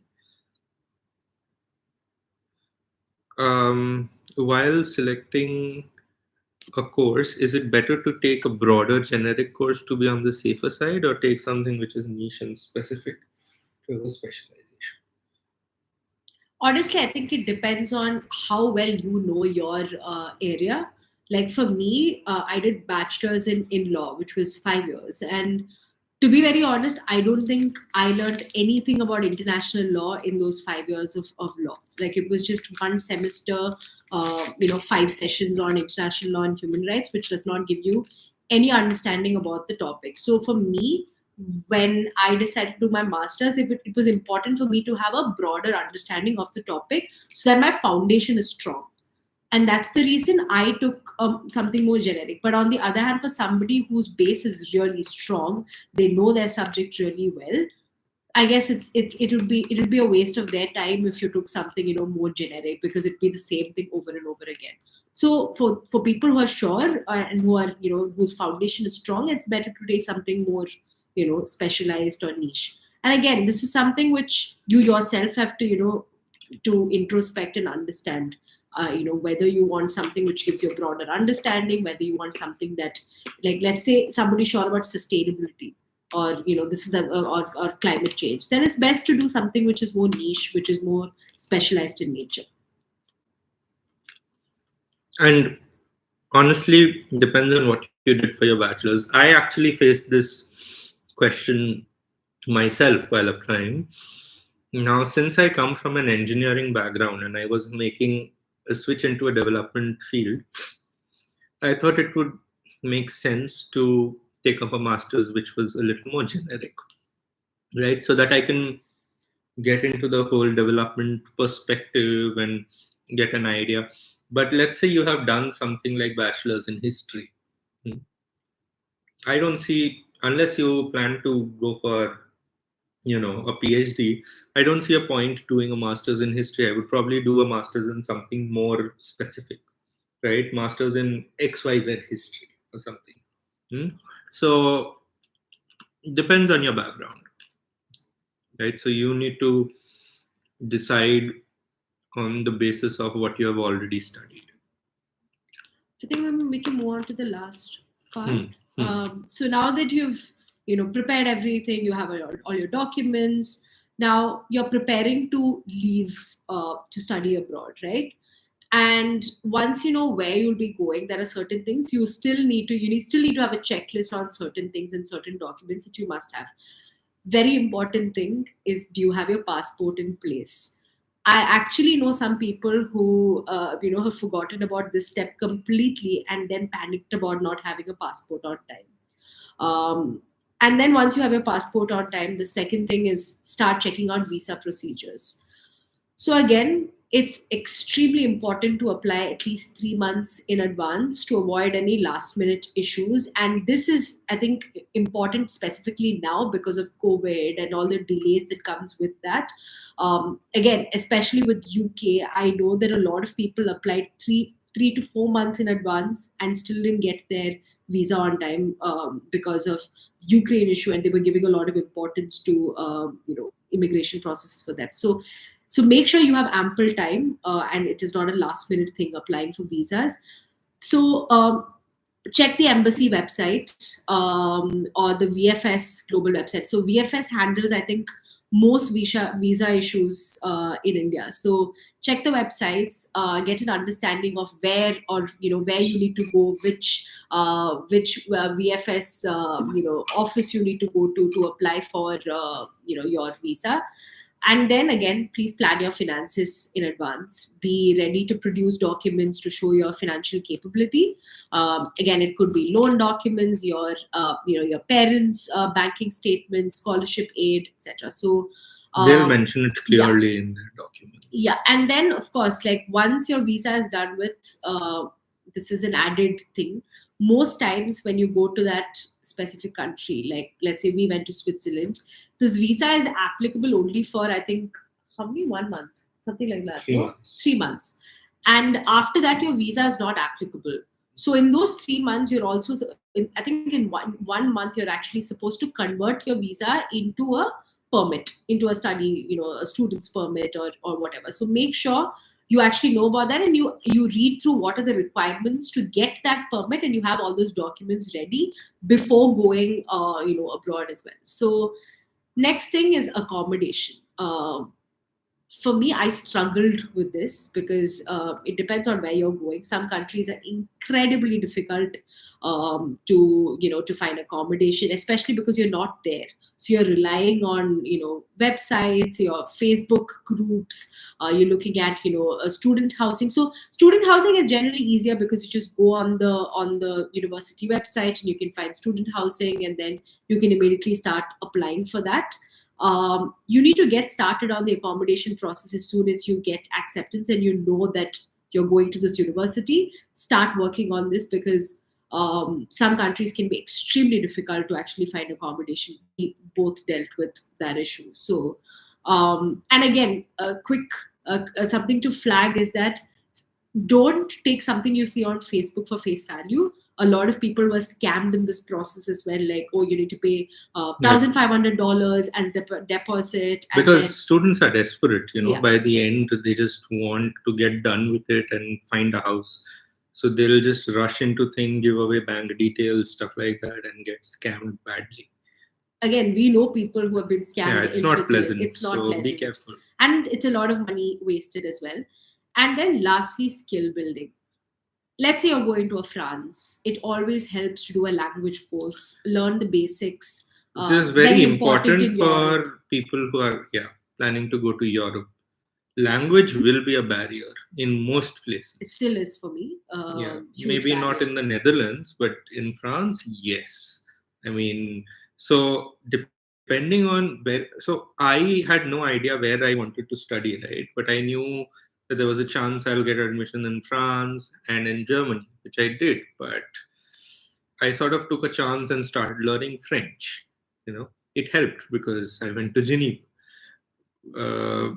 Most places you can go and also learn a language, but I would really suggest that you get a head start if possible.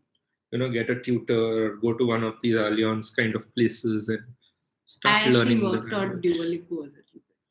Yeah, like one of the basics. apps, like use YouTube, whatever. But start off, it'll really help. And if you're able to master that language while you're there or something, nothing like it. If you know the local language, if you know the language, like especially languages like French or Spanish and all, it would be a huge advantage for you. And then I think something that I always stress on is learn as many transferable skills as possible, whether it's copy editing, whether it's I mean, learn to write. Sorry. Designing, social media marketing, etc. So, I mean, you can. These things helps in wherever you're going to, like whatever you're if you're studying. doing MOOCs and stuff like that, or doing online skill building courses, those really help. And one skill you should work on is your writing skills. It'll help. Also, when you're applying for internships and jobs, all these transferable skills are extremely important, can definitely give you an edge as well. So yeah, I think these are some of the things that that are definitely helpful, and it's good to have a checklist ready and in place when you're planning to go abroad. Right. So we'll move on to the last section after taking a couple of questions. This section is about how to write an SOP. I know a lot of people have been waiting for this, but a lot of are also left, which is okay. Could you state how to approach the application process in Graduate Institute? It's the same. Like, just see, these are the things which are already there in the public domain. If you go to the Graduate Institute website, it will do a better job of explaining it than I ever could. right? And I think a Graduate Institute website in that case is quite easy and simple to actually Yeah, go through. Like just everything is mentioned. just Google it. They actually have a clear checklist, if I'm not wrong, and they have Yeah, a and separate 5-step and they actually process. have a separate PDF document which you can download, which talks in detail about each course, what are the things you need, specific requirements, etc. So it's very detailed on the website. So if you know the course that you want to apply for, just Google and you can easily find it. I'm into architecture field planning, but I hear from my seniors it's actually hard to get a job there. Yeah, I mean, welcome to reality. We have faced the same thing. I mean, Switzerland, it was very difficult to get any sort of jobs there. So, reconsider whether you want to go or not. And if you are planning to still go, I would suggest you find out from them what are the things that you need to do in order to, what are the things that you can start working on from this point so that it becomes easier for you to get a job later at that point.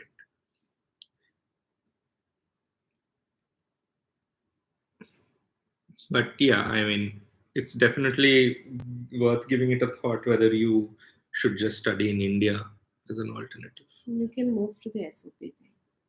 Right. So let's talk about SOPs. Now, I have at least 6, 7 times mentioned you'll have to explain this, you'll have to explain that to the university when you're taking admission. So all these explainings happen in your SOP, right? It is the single most important document that you will be submitting alongside your LORs and stuff, right? So a statement of purpose is basically, you know, things that it consists of things that your CV doesn't give away, right? Your CV will talk about things you did, like this is where I worked, these were my roles and responsibilities. But what was the outcome of that? Like, what did it do to you as a person? What did it help you learn? Those are the things, in between the lines, which are not very evident from seeing somebody's CV, right? So the SOP is actually an opportunity for you to talk about who you are, right? So obviously, since this is about you and your personal statement, it cannot be a fluff piece.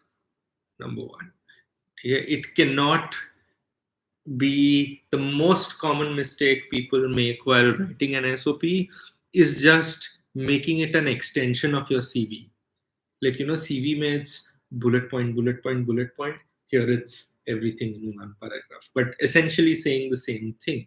Like, why would they ask you for two separate documents if, they were, I mean, two similar documents? If so, the SOP is not your CV, right?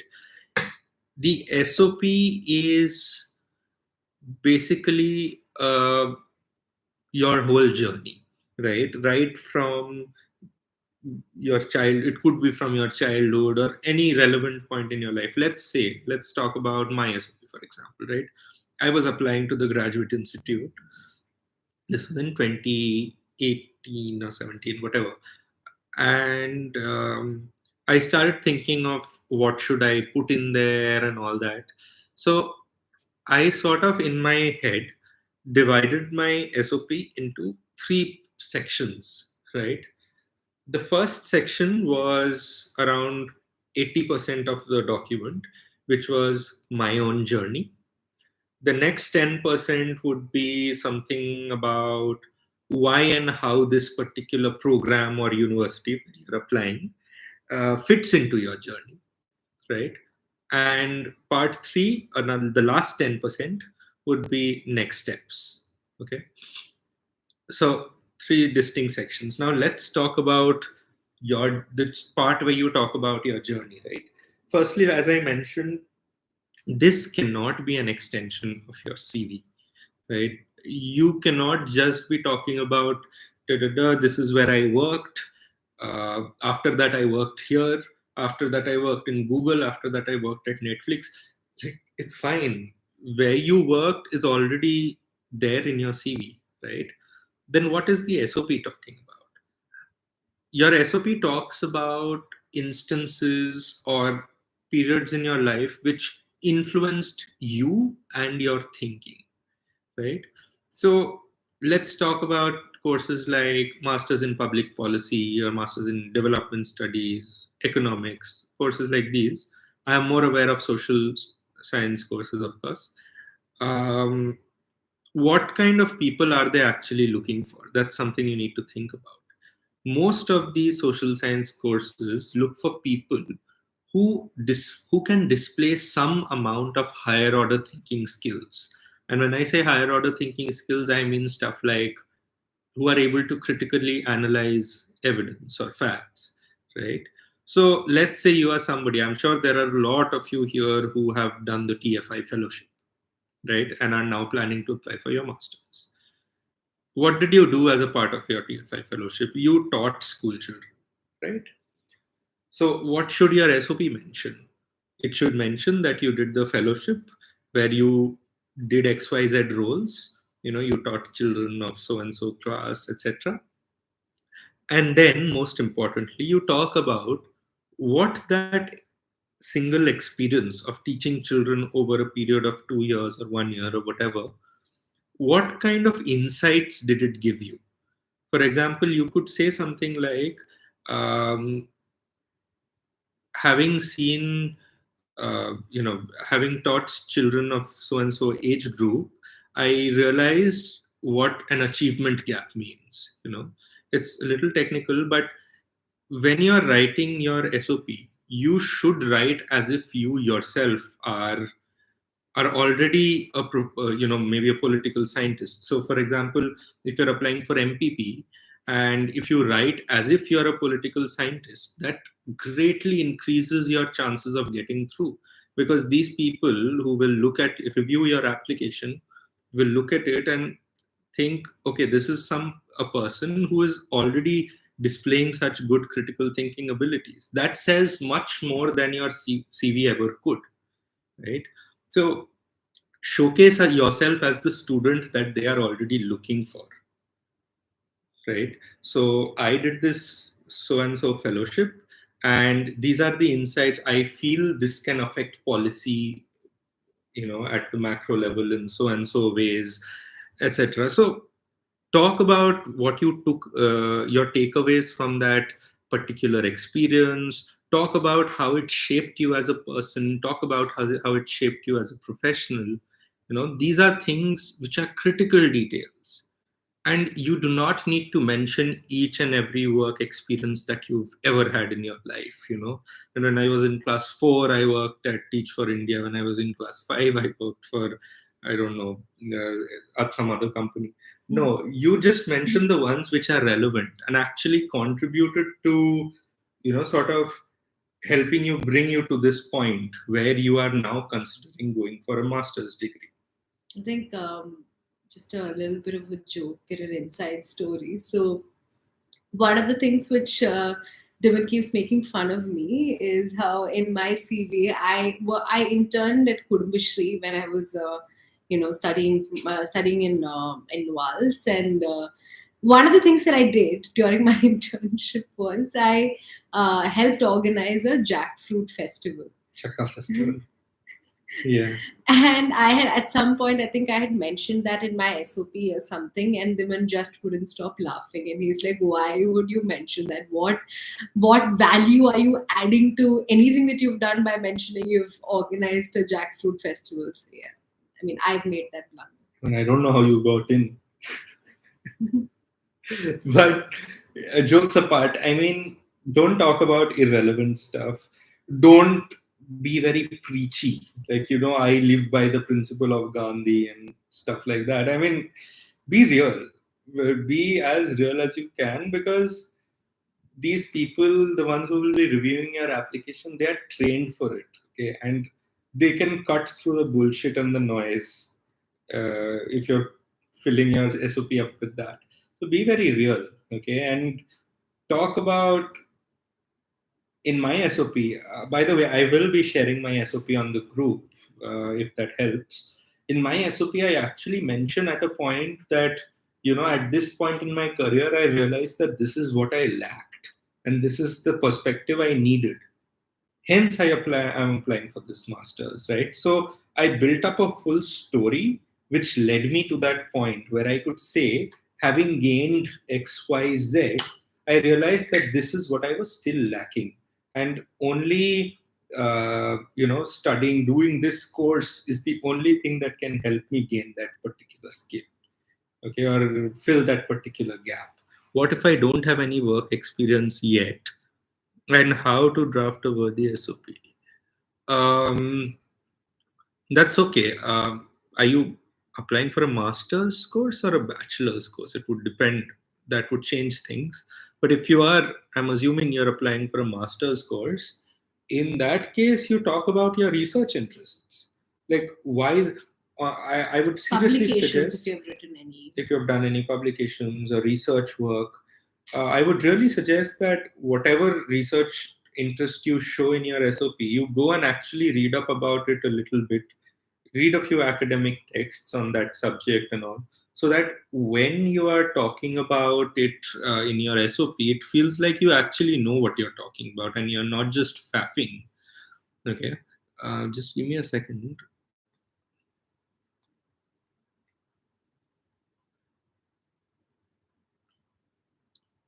Yeah, and so the way you write your SOP is also very important. Okay, like I said, if you're applying for a social science course, talk like a political scientist or talk like a social scientist. For example, saying something like, I spoke to a few friends who, advised me to do X, Y, Z, right? How can I make this sentence sound better, more like a social scientist? I would say something like, I conducted a set of semi-structured interviews, with so and so. So things like that, how you are framing your sentences and stuff like that, those will make a difference as to what kind of a perception you leave on your reviewers.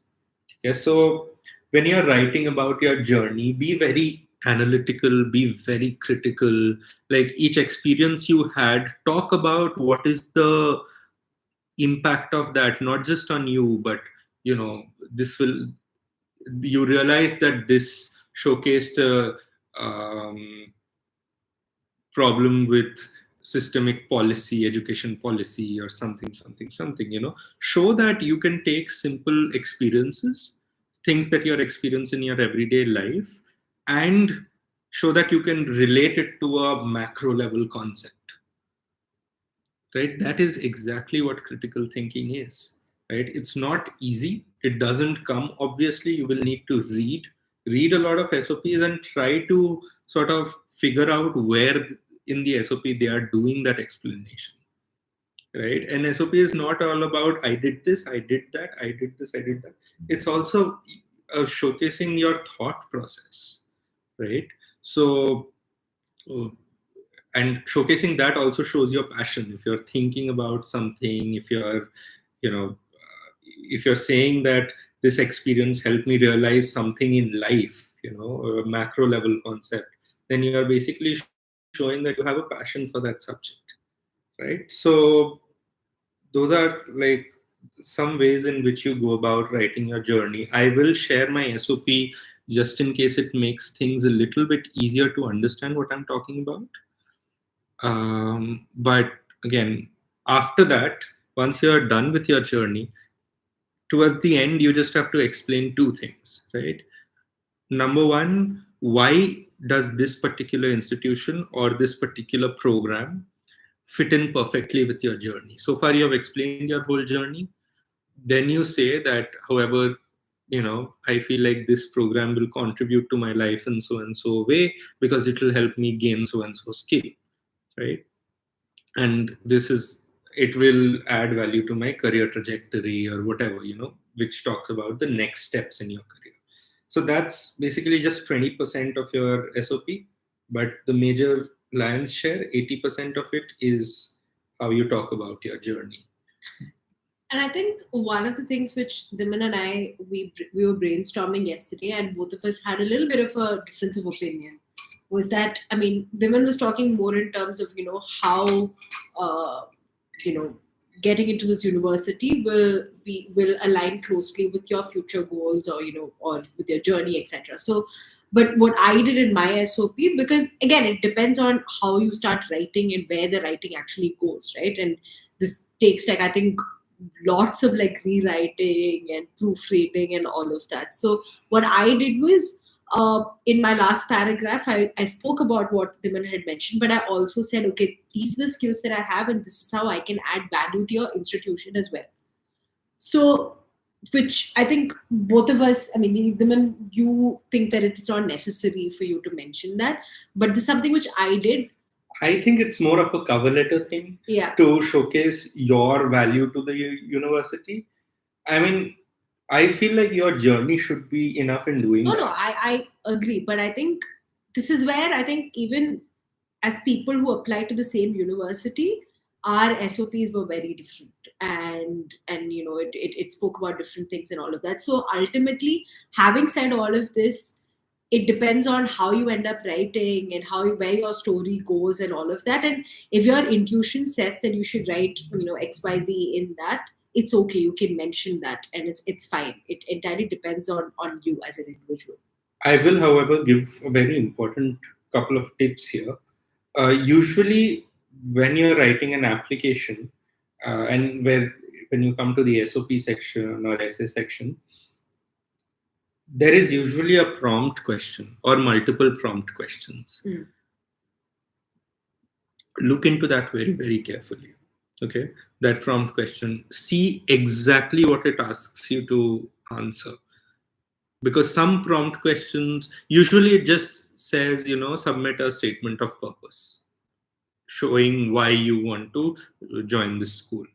That's a generic this thing. But sometimes they will ask specific questions like, talk about how this program will help you advance your career, or talk about how you will add value to this cohort, right? So if it's a specific question, please read it carefully. Don't write a generic SOP for anything that they ask.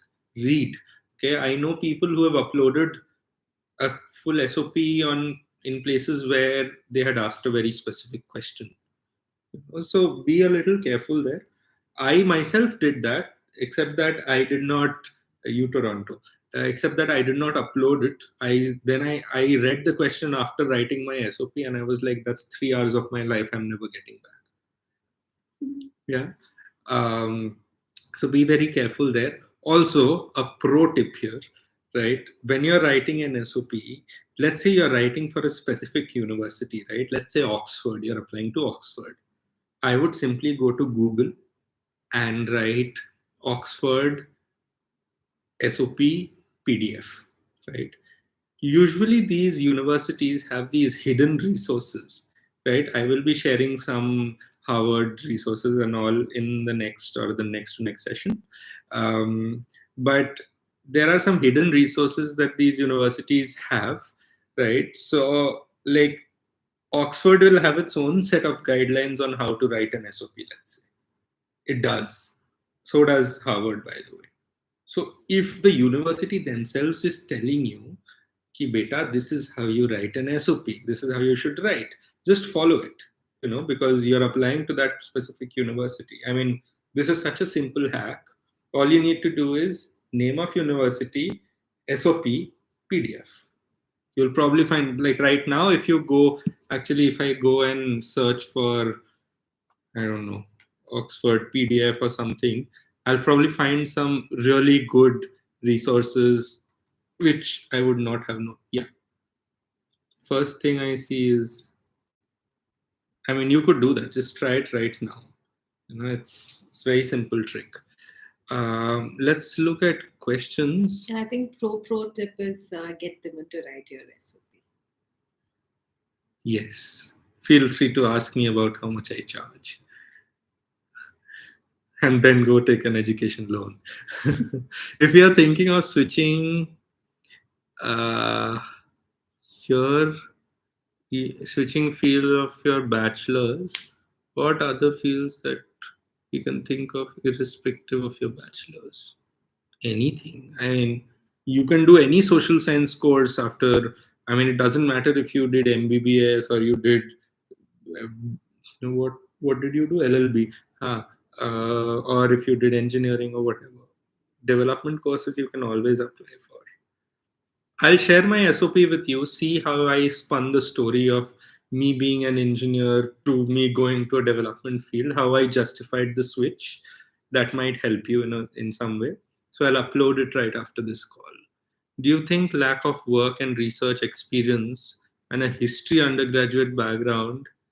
Oh man, I didn't mean for you to take it personally when I said bachelor's in history. Didn't mean to scare you. We actually Might be a know a hint. bunch of our friends who A have lot of people. One yeah, of them is history. right now doing a PhD in Oxford. Yeah, One they're some of the smartest people that we know. So, Yeah. So and I think the good thing about, at least from a really close friend of ours, is a history undergraduate, and one thing that I learned from him is how quick he is at research, like reading. you have a huge It's- advantage, yeah. bro. I mean, I remember my first week at the Graduate Institute, and coming from an engineering background, I had never read an academic paper in my life. Right. So when the first time when I did, open one, it took me hours to finish a 20-page, paper. Whereas I spoke to a friend of mine who's a history undergrad, he finished it within like an hour and 15 minutes or so. And the fear in me at that point was, what the heck? How do people read so fast? I can't even understand the first line of this because of the language, right?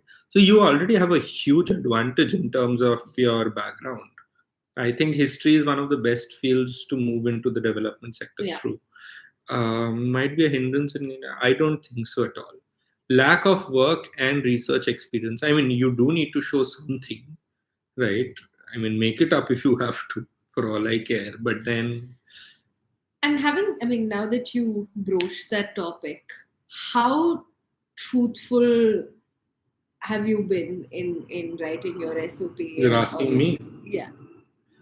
I would say I have been 85% truthful. So you don't have to be. I mean, there is room for some fluff. Huh? You don't have to be like, if you've done one research paper, you can obviously faff a little bit about it and talk about how that added value. Like, you don't have to be that truthful. Also, just saying. I have friends who basically, got through London Business School and places like that through just faffing, and doing it so well that they've started to believe it. They took I mean, we're not endorsing. Yeah, we are either. not endorsing lying. No. That's a choice you have to make yourself, right? I think you're mature enough to do it, but Not lying. I'm saying just enhance the already existing skills that you have. don't lie. Don't Yeah. say that you were the CEO of the company when you weren't. But if you want to write, like, show that you did a little more deep work than you actually did. I mean, enhance your experiences. It's totally fine. If you write it well, they'll believe it. So no, I do not think there is. You do have a handicap in terms of lack of work experience, but you do have to You might have a task at hand explaining how you got to this area of interest. Why you are applying to development studies or whatever. Do you have any idea about the career prospects of public relations and advertising? I know there are huge prospects. I just don't know what they are. Not my field. They're pretty. I obviously wouldn't want to talk, as an authoritarian on that topic, but then I know that this is one of the booming career fields right now. So there is definitely a lot of scope in both. Bachelor's in. I had bachelor's in international business. I'm now working for digital marketing and doing business analytics as a master's. See, that's smart, because the way I see it, you are building on your skills in a way, right? You did business, then you did something relevant. You worked in a relevant field, which is digital marketing, and now you're planning to do a course which sort of enhances your skills in that field, right? I think that's absolutely brilliant. you're on the right track, I hope. And I think another, Yeah. something that we can talk about on this group or the Facebook group is that I'm sure, like you asked about advertising and PR, right? I'm sure somebody in this group might have masters or might have relevant work experience in that. So, be respectful and, reach out to the person, Or just use just LinkedIn. connect, or just use LinkedIn. And you can connect. So this is the idea of having a community, having a bunch of us talking about And honestly, using LinkedIn, I meant more generally, because that way you'll get to learn of more people working in that field, as well as you're going to learn about new organizations which you might potentially apply to later sometime in the future. Would love it if you organize a session on how to apply at the UN. Everything job related, we will be doing over the next 2 webinars, right? So check out the session details. There is a separate section on the UN in the third webinar. And again, I am not an expert on every single position, or no, a position within the UN is what I'm saying. So even when we talk about the UN, it will be generic. So I might not know all the answers for specific positions and all of that. Okay, guys, any more questions? We have completed 2 hours of this. Yeah. And I need a cup of tea. Will you order? Okay. Feel free to reach out to us on the Facebook group or, otherwise. Next time I won't keep these sessions so early, promise. Nothing before noon. So yeah, the next session, I think we'll do one session the coming week, even if it's in the evening. Like, we'll figure that out one of these days, depending on everyone's convenience. So yeah, Diman will share his SOP and I'll post it on the group. Yeah. 100%. So we do have can you share the link of the Facebook group? You have Facebook here, right? Yeah, just I'm just give me a sharing second, it guys. right I'm now. just doing it. Email ID for specific. Yeah, so if you want to talk specifically, I will touch on the topic of law in the session on working abroad. But if you'd like to reach out to me via email, it's can you just type it in the chat also? It's apurvabose@gmail.com. I have posted the link to the Facebook group in the comments, so you guys can check it out. Any more questions which we need to address? If you could share your SOP, yes. I don't think we're missing anything, right?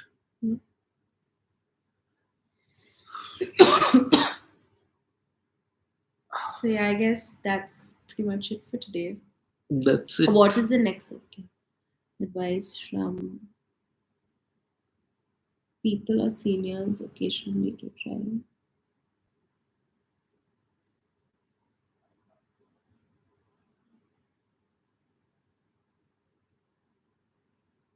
I didn't really understand the question. I I'm get sorry. advice from people, seniors occasionally, to try and go for opportunities abroad and work for education.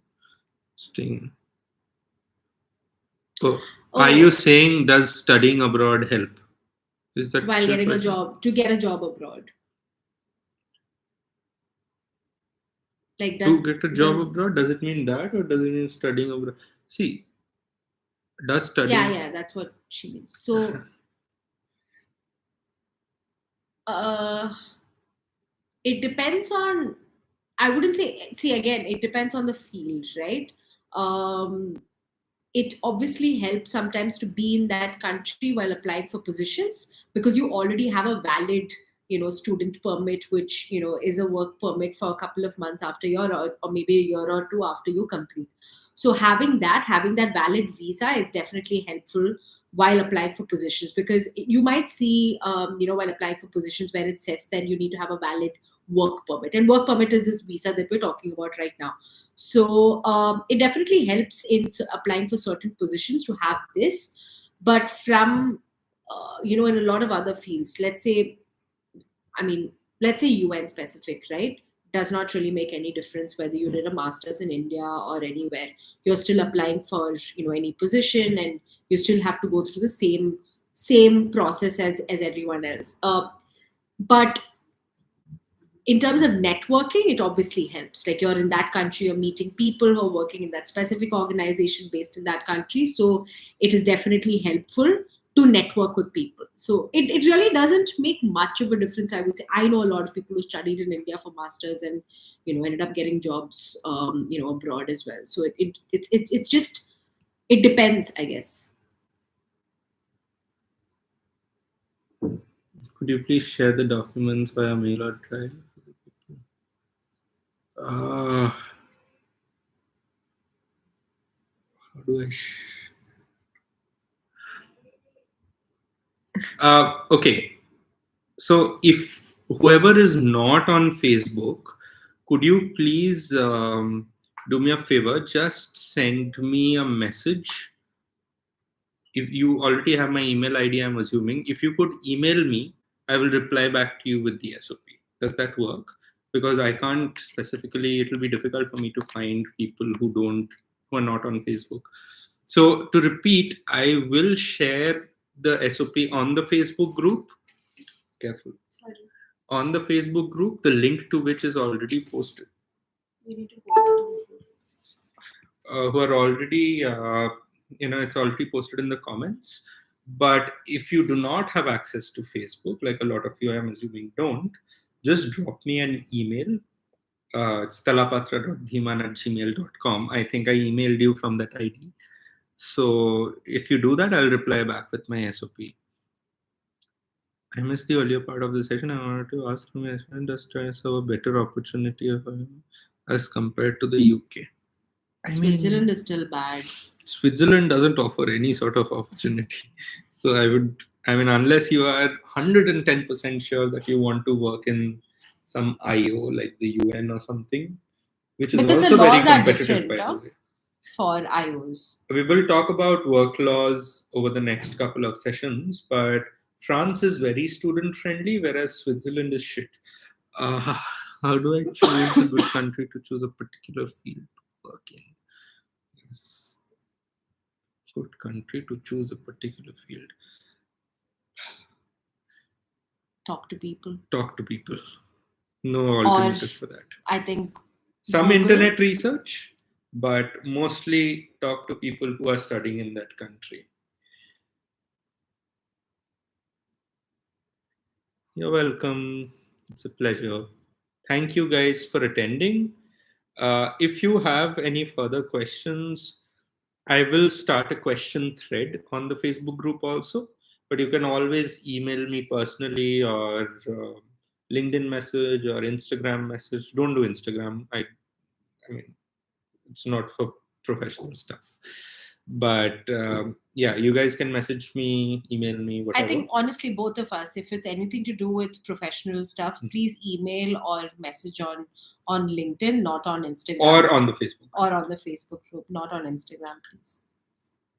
So I guess that's about it. You guys all have a good Sunday. I know we took a lot of your time. Yeah. I know Diman's going to go back to sleep. Thank you. Thank you, everyone. Thank you. I am going back to bed. Chalo, bye. Have a lovely Sunday. Are we saving this? By the way, somebody had asked. I don't know how to save. It's the first time I'm using YouTube properly. Yeah. I don't watch anything on YouTube, so I don't know how it works. But if we're able to, maybe we will. I don't know. Yeah, if there's an option to, I will save the live. All right. Bye, guys.